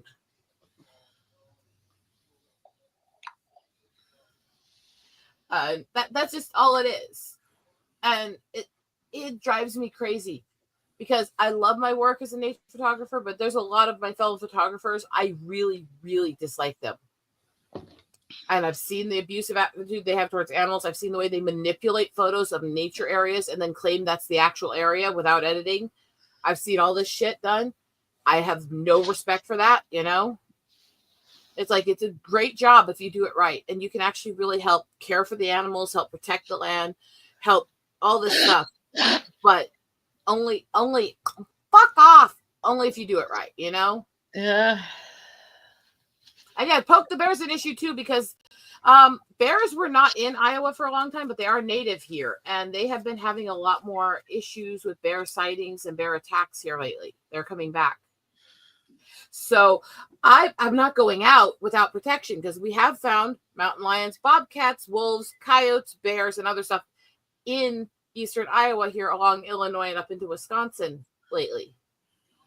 So there's eagles, there's giant hawks, there's falcons, there's bears, there's mountain lions, bobcats, wolves, coyotes, all this shit around me when I'm out doing these hikes. Fuck all. Do you go out by yourself then, Rosetta, or do you take somebody with you? Most of the time I'm with somebody else. When I go out by myself, I do have defensive weapons on me. So I don't do it often, though, on my own. And that's when I know there's going to be other people around the trails on that day. Just because with my medical issues, I shouldn't be dealing with those confrontations alone if they hit. That's what I was thinking. I mean, you're up shit creek. You have to paddle, aren't you, if you're on your own? And you know, a bear or whatever decides to attack. Basically, you're like a sitting duck. I know a lot of people think it's weird that the disabled chick is doing this highly physical stuff. It's like, well, my physical issues only affect me some days because of what they are. And the more I'm active, the less they will degenerate quickly. And my mental issues have good and bad days. So it's a good day. I grab my shit, I'm out the door, and I'm out doing nature stuff for 10, 12 hours a day. And on bad days, I'm in here and I'm working at the computer and I'm editing photos and I'm sorting stuff and I'm making things, and it balances, you know? Yeah. But no, good days. Some days I'll be out there in summertime from literally that sun point where it's beaming in the morning, golden hour, to after dark, getting moon shots. And there's been days I'm out there like 18 hours doing photo work straight.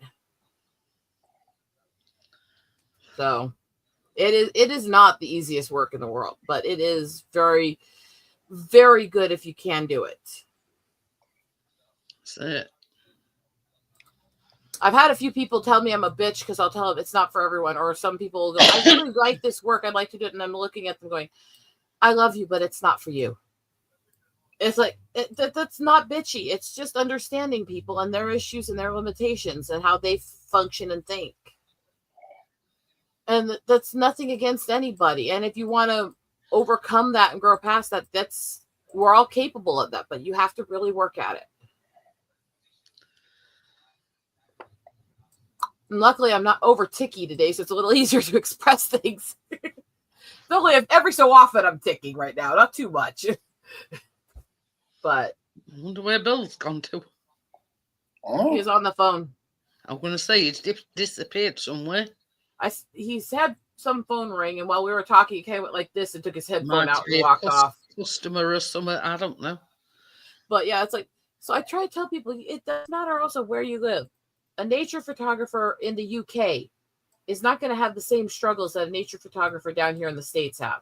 And somebody that's doing nature photography with the dangerous animals in the southern states is not going to have the same struggles that somebody in the northern states dealing with dangerous animals in cold winters and stuff is going to have. We all have our own issues we have to deal with depending on the landscape we're in. That's it. Me and I were watching a video the other day. I mean, albeit it were a bear in captivity, and it were putting its hand up to the thing and putting its claws so the one at keepers could you know, file its nails. I thought, bloody hell. You know what I mean? And it was just doing it like, you know, right, I'm ready for my manicure. You know what I mean? I couldn't believe it. And that's why I have absolute respect for every person who does what they do in their area, and they learn their area's unique situation. Because none of us have the same scenarios depending on where we are. None of us. And it's okay to acknowledge we all have limitations. It's okay to acknowledge none of us are going to have the same experience depending on where we're at. And yes, I did We're enough. only just saying, Bill. I says, where's Bill gone to? And I had to go downstairs. Yeah, I was gonna say I saw a phone and stuff, and then you signaled us and kind of took off. Yeah. I had to go to talk to Mrs. Oh, But that's what I was saying. Even though I have done stuff down in the South and stuff, their struggles are in nature work and safety in nature are completely different than I.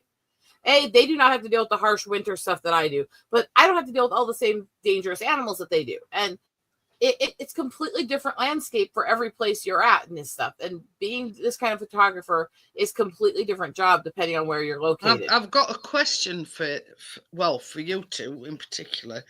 Let's say a person from the UK was relocating to the USA. Where's the safest place for a person to live or relocate? Well, now, if you worry about the safest place to live, then you need to just sit down and lock your door and not worry about it. I was going to say, first of all, I don't think they'd say there's any place that's really safe. If you're rural, there's not a place in the U.S. that has areas rurally that don't have dangerous animals. And there's not a place where the cities aren't dangerous. So you're going to have danger no matter where you go. That's just part of the life. No matter where you go in the whole world, Carrie says nothing's perfect. I would say if you're looking for places where it's not horrible, most of the time it's not that dangerous. Western Iowa is actually pretty benign most of the time with animals and stuff. It's not as bad as the eastern side here. There's places in parts of California that are up away from the desert and stuff that aren't as bad. I hate it. I hate Cali, but there are some places where safety-wise they're not as bad. But keep far in mind, rural and away from things and not close to the mountains. But the cost of living will triple, though. Yeah, but mostly if you're looking for a safe I'm not place, thinking of emigrating or anything. I will just sort of, you know. I would recommend to most people, if you are used to living in cities, move to a city. If you're used to a more rural lifestyle, move to a rural area. That's where you'll adapt the best. Yeah, but what you guys call rural and what we call rural are two entirely different things. Their rural is not the same as in the U.S. here. That's definitely true. Rural here is the closest store is 26 miles away. I was going to say, because at my mom's place, I literally have to go over multiple mountain passes to get to any store, any hospital, anything, because we're out in the middle of nowhere with a few neighbors. Iowa has the misfortune of snow. Imagine all the snow you've ever seen in your whole life all happening in 8 minutes. It snows a lot. I don't do snow. Oh, no. Snow does you in Iowa. And Iowa here is not as bad with snow as where I grew up in the Black Hills either. I can remember literally the year that I got snowed in with my aunt, where we were visiting for Christmas Eve, and it was nice, peaceful weather. We started opening some stuff, did things for about an hour, and could not open the door to leave because the snow was over the door. That's normal. And we were snowed in. We were snowed in for a couple weeks. And just think, all we haven't had snow like that for I can't remember. So it's just a little snow. It's just a little snow. It's just a little, waist high, neck high, head high, and deeper snow. It's no big deal. Like I tell people where I grew up, the temperatures I have literally experienced myself vary from about negative 50s, which would be around negative 50 in Celsius because the crossover's at 40, and up to over 120, which would be the early 50s in Celsius. Those are the temperatures I've experienced in the city I grew up in. So See that? I took that picture on Thursday. Mm-hmm. It's a mini bike frame. Yeah. A guy sold me just that. And wait, let's see what it looks like today. It looks much nicer today. Oh, look at that. Mm. Okay. It's a fun little toy now. That's cool. Yeah, it's except for the frame itself, everything else is brand new. In a few weeks, I am actually meeting up with one of my longtime friends that I do stuff with online. One of my best friends. That when I was talking about that calls my kitties Kung Pao kitties. I have not gotten to meet up with him in person. We've known each other for years. Very, very close relationship where we talk daily for hours. Him, my husband, me, all of us together. We're actually meeting up with him in about 3.5 weeks in person.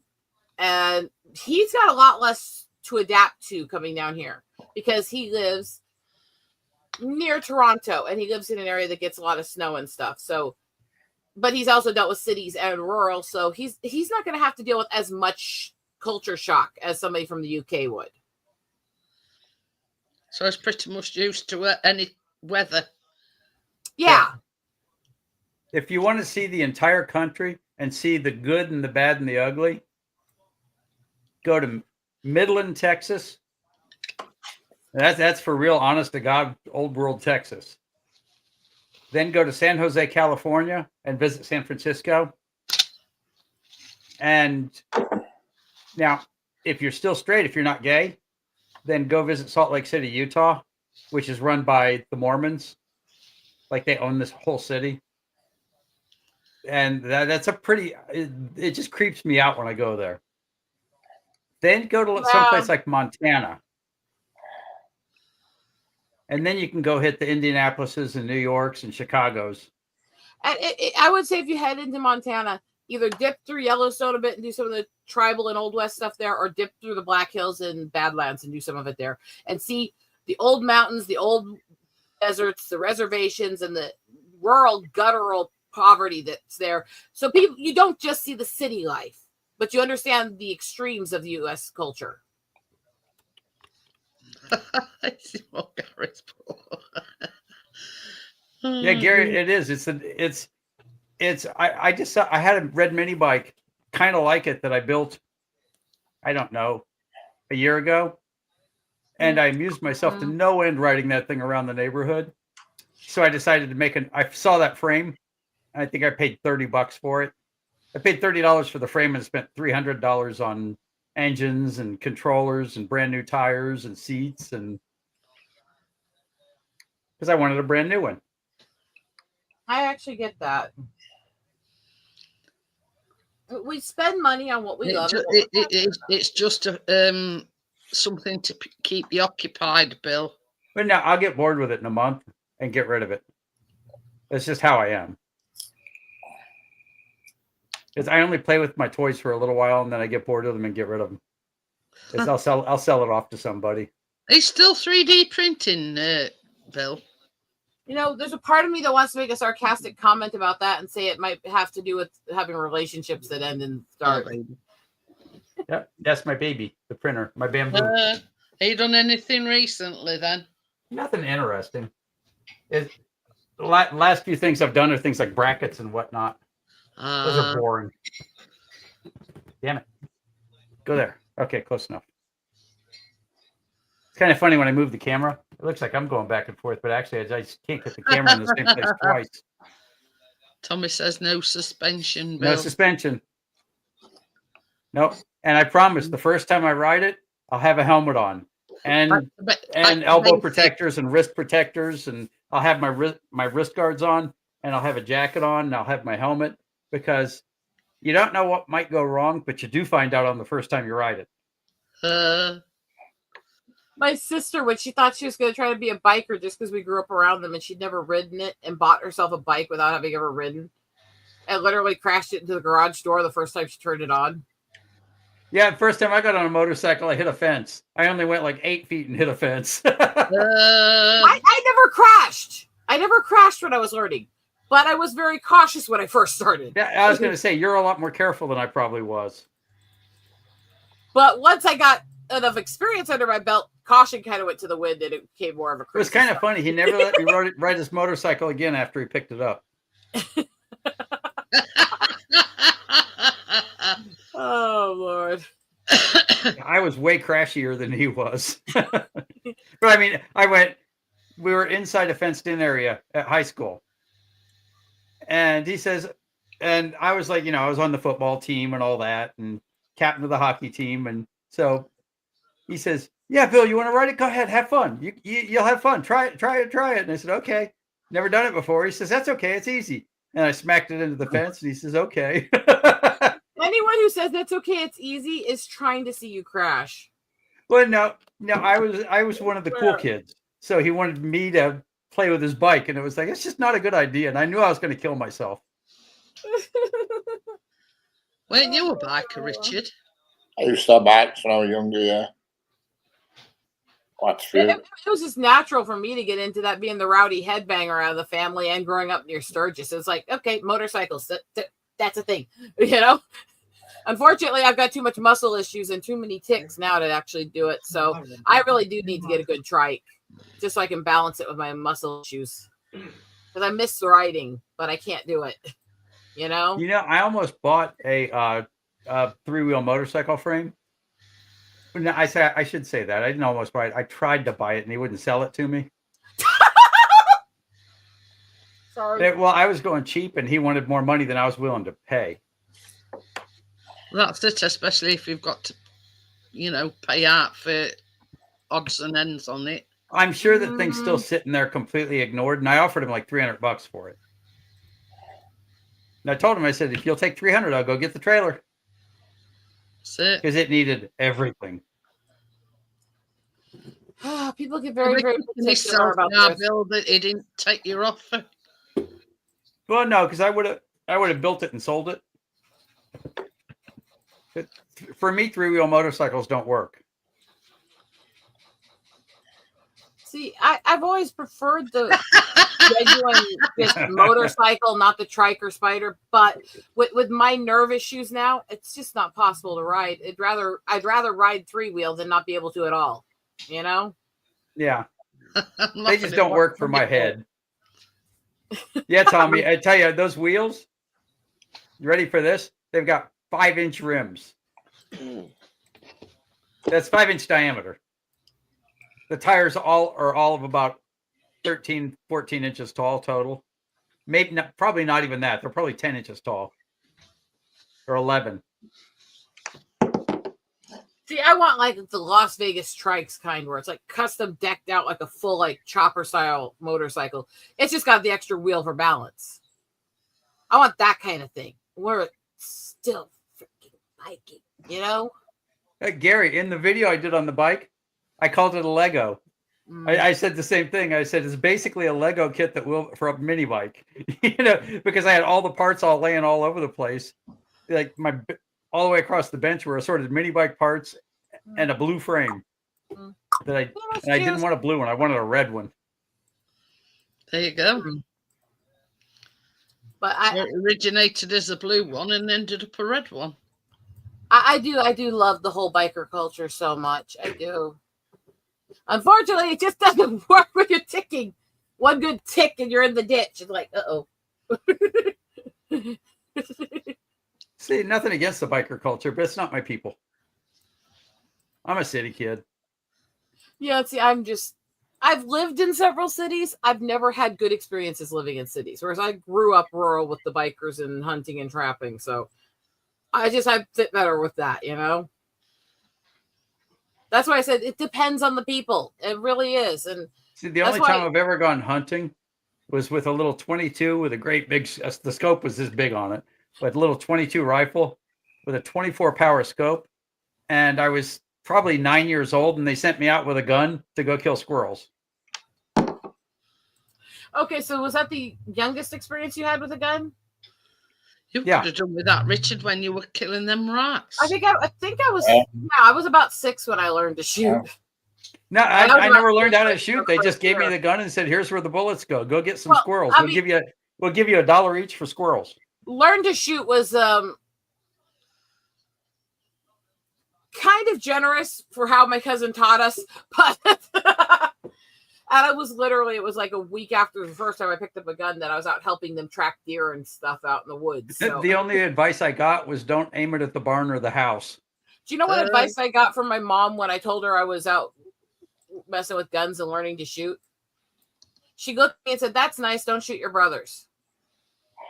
I was just told don't shoot towards the house now mind you, this is on a farm in Indiana. And it was like, oh, and don't tell anybody. I learned to shoot guns at a young age. But I mean, it's different here in UK, you know what I mean? Mm-hmm. Well, you know, we're laughing. Right now, there's somebody in Chicago throwing eggs at people. You know what that means, right? Laxative. That means Chicago finally ran out of bullets. But, you know, I mean, I didn't shoot animals. I you know, clay pigeons, you know. So take heed, Gary. I know how to shoot a gun. I'll just put it this way. Shooting an animal was better than starving. Well, yeah.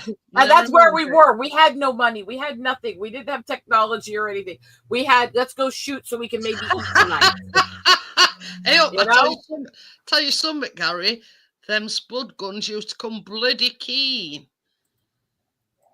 And you know, I've got did you have anything like that, Bill? Like a spud gun?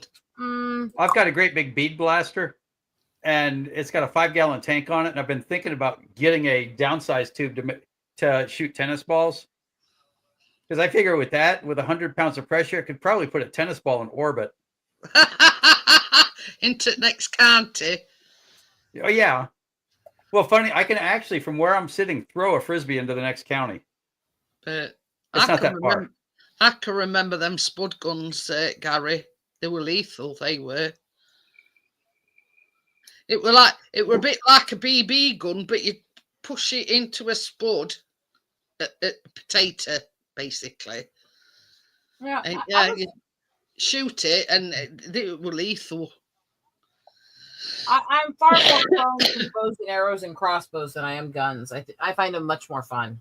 I'm not sure what that says about me. I'm not sure what that says about me.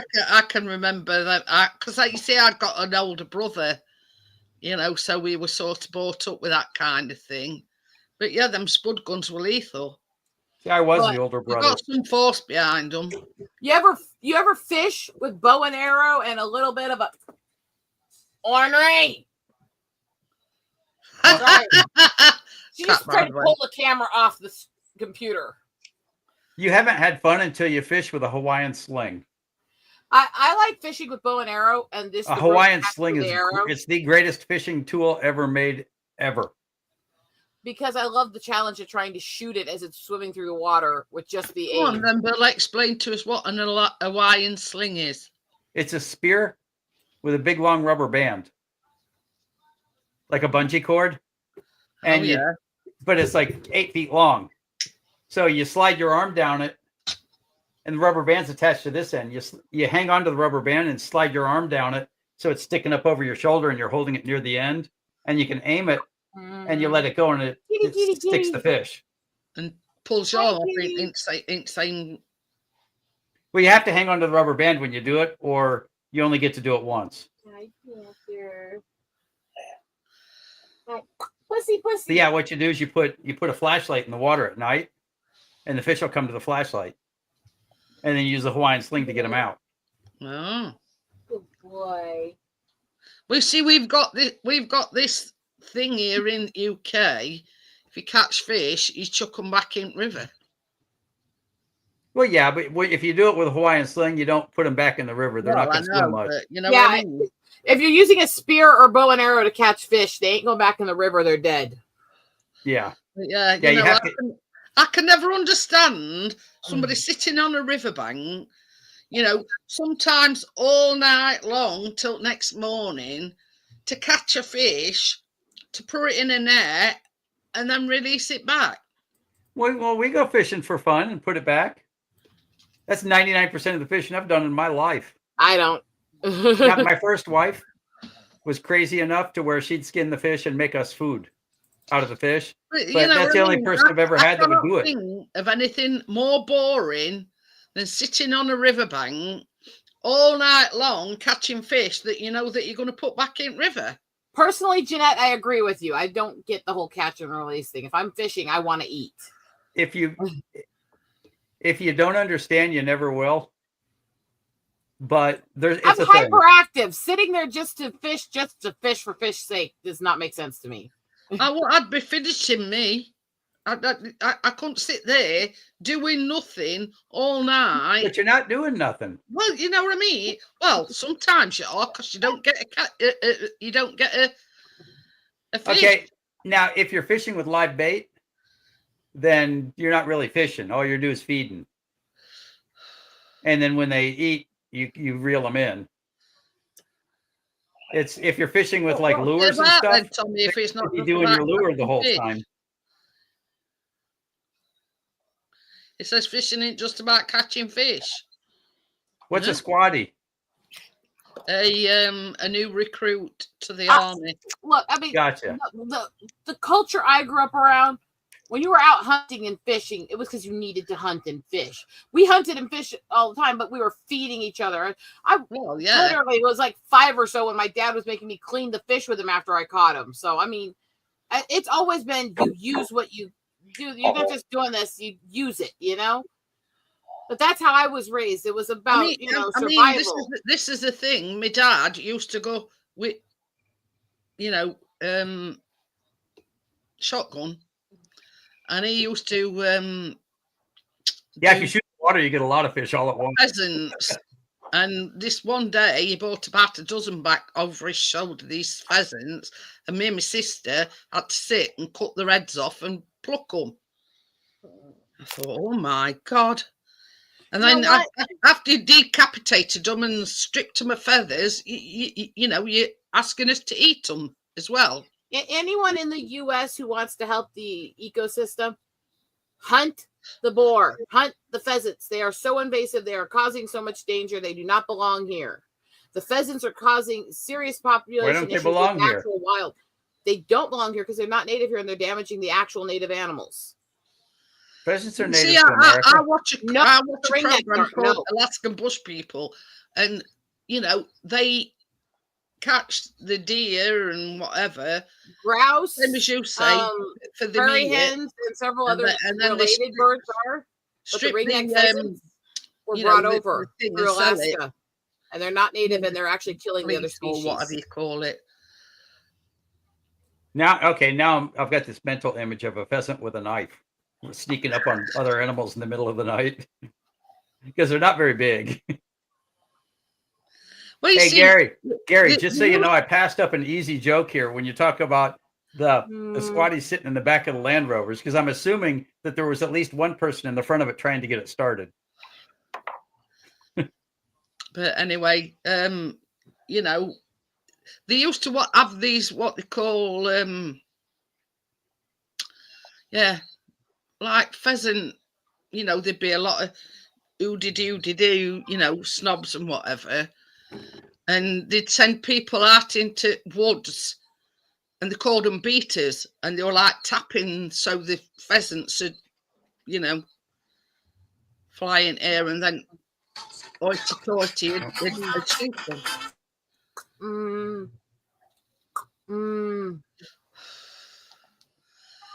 I used to watch that, but it got a bit, I don't know, repetitive.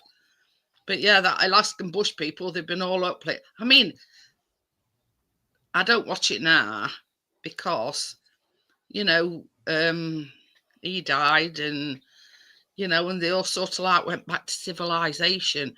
But I'd read something that basically when they wasn't filming, they went back to towns and cities and lived in houses. Alaskan Bush People is the one that got caught as fake, and everyone trying to fake claim every Alaskan survival show because of that's basically why I stopped watching it. And I'm thinking, well, everything that they're showing you is fake.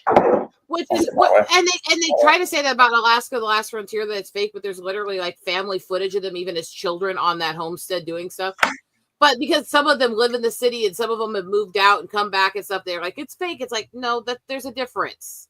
There's a difference between they're completely faking it and then they all leave as soon as they're done filming versus a lot of people live out there. They've moved away and come back and other stuff, but they still have the home, you know?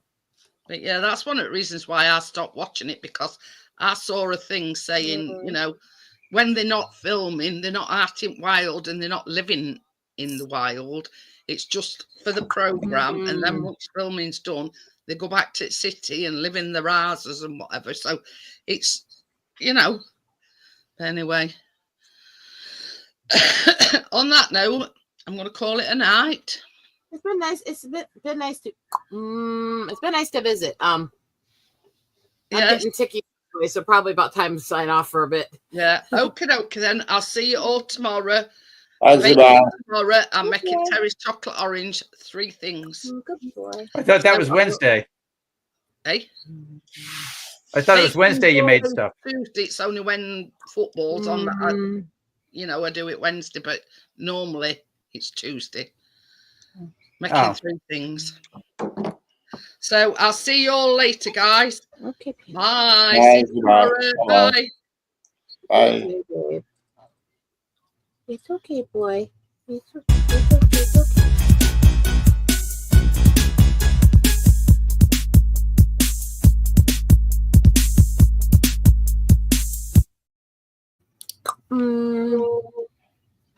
Come on, boy. Come on, up there. Yeah, I'm still dealing with stuff, so I'm gonna get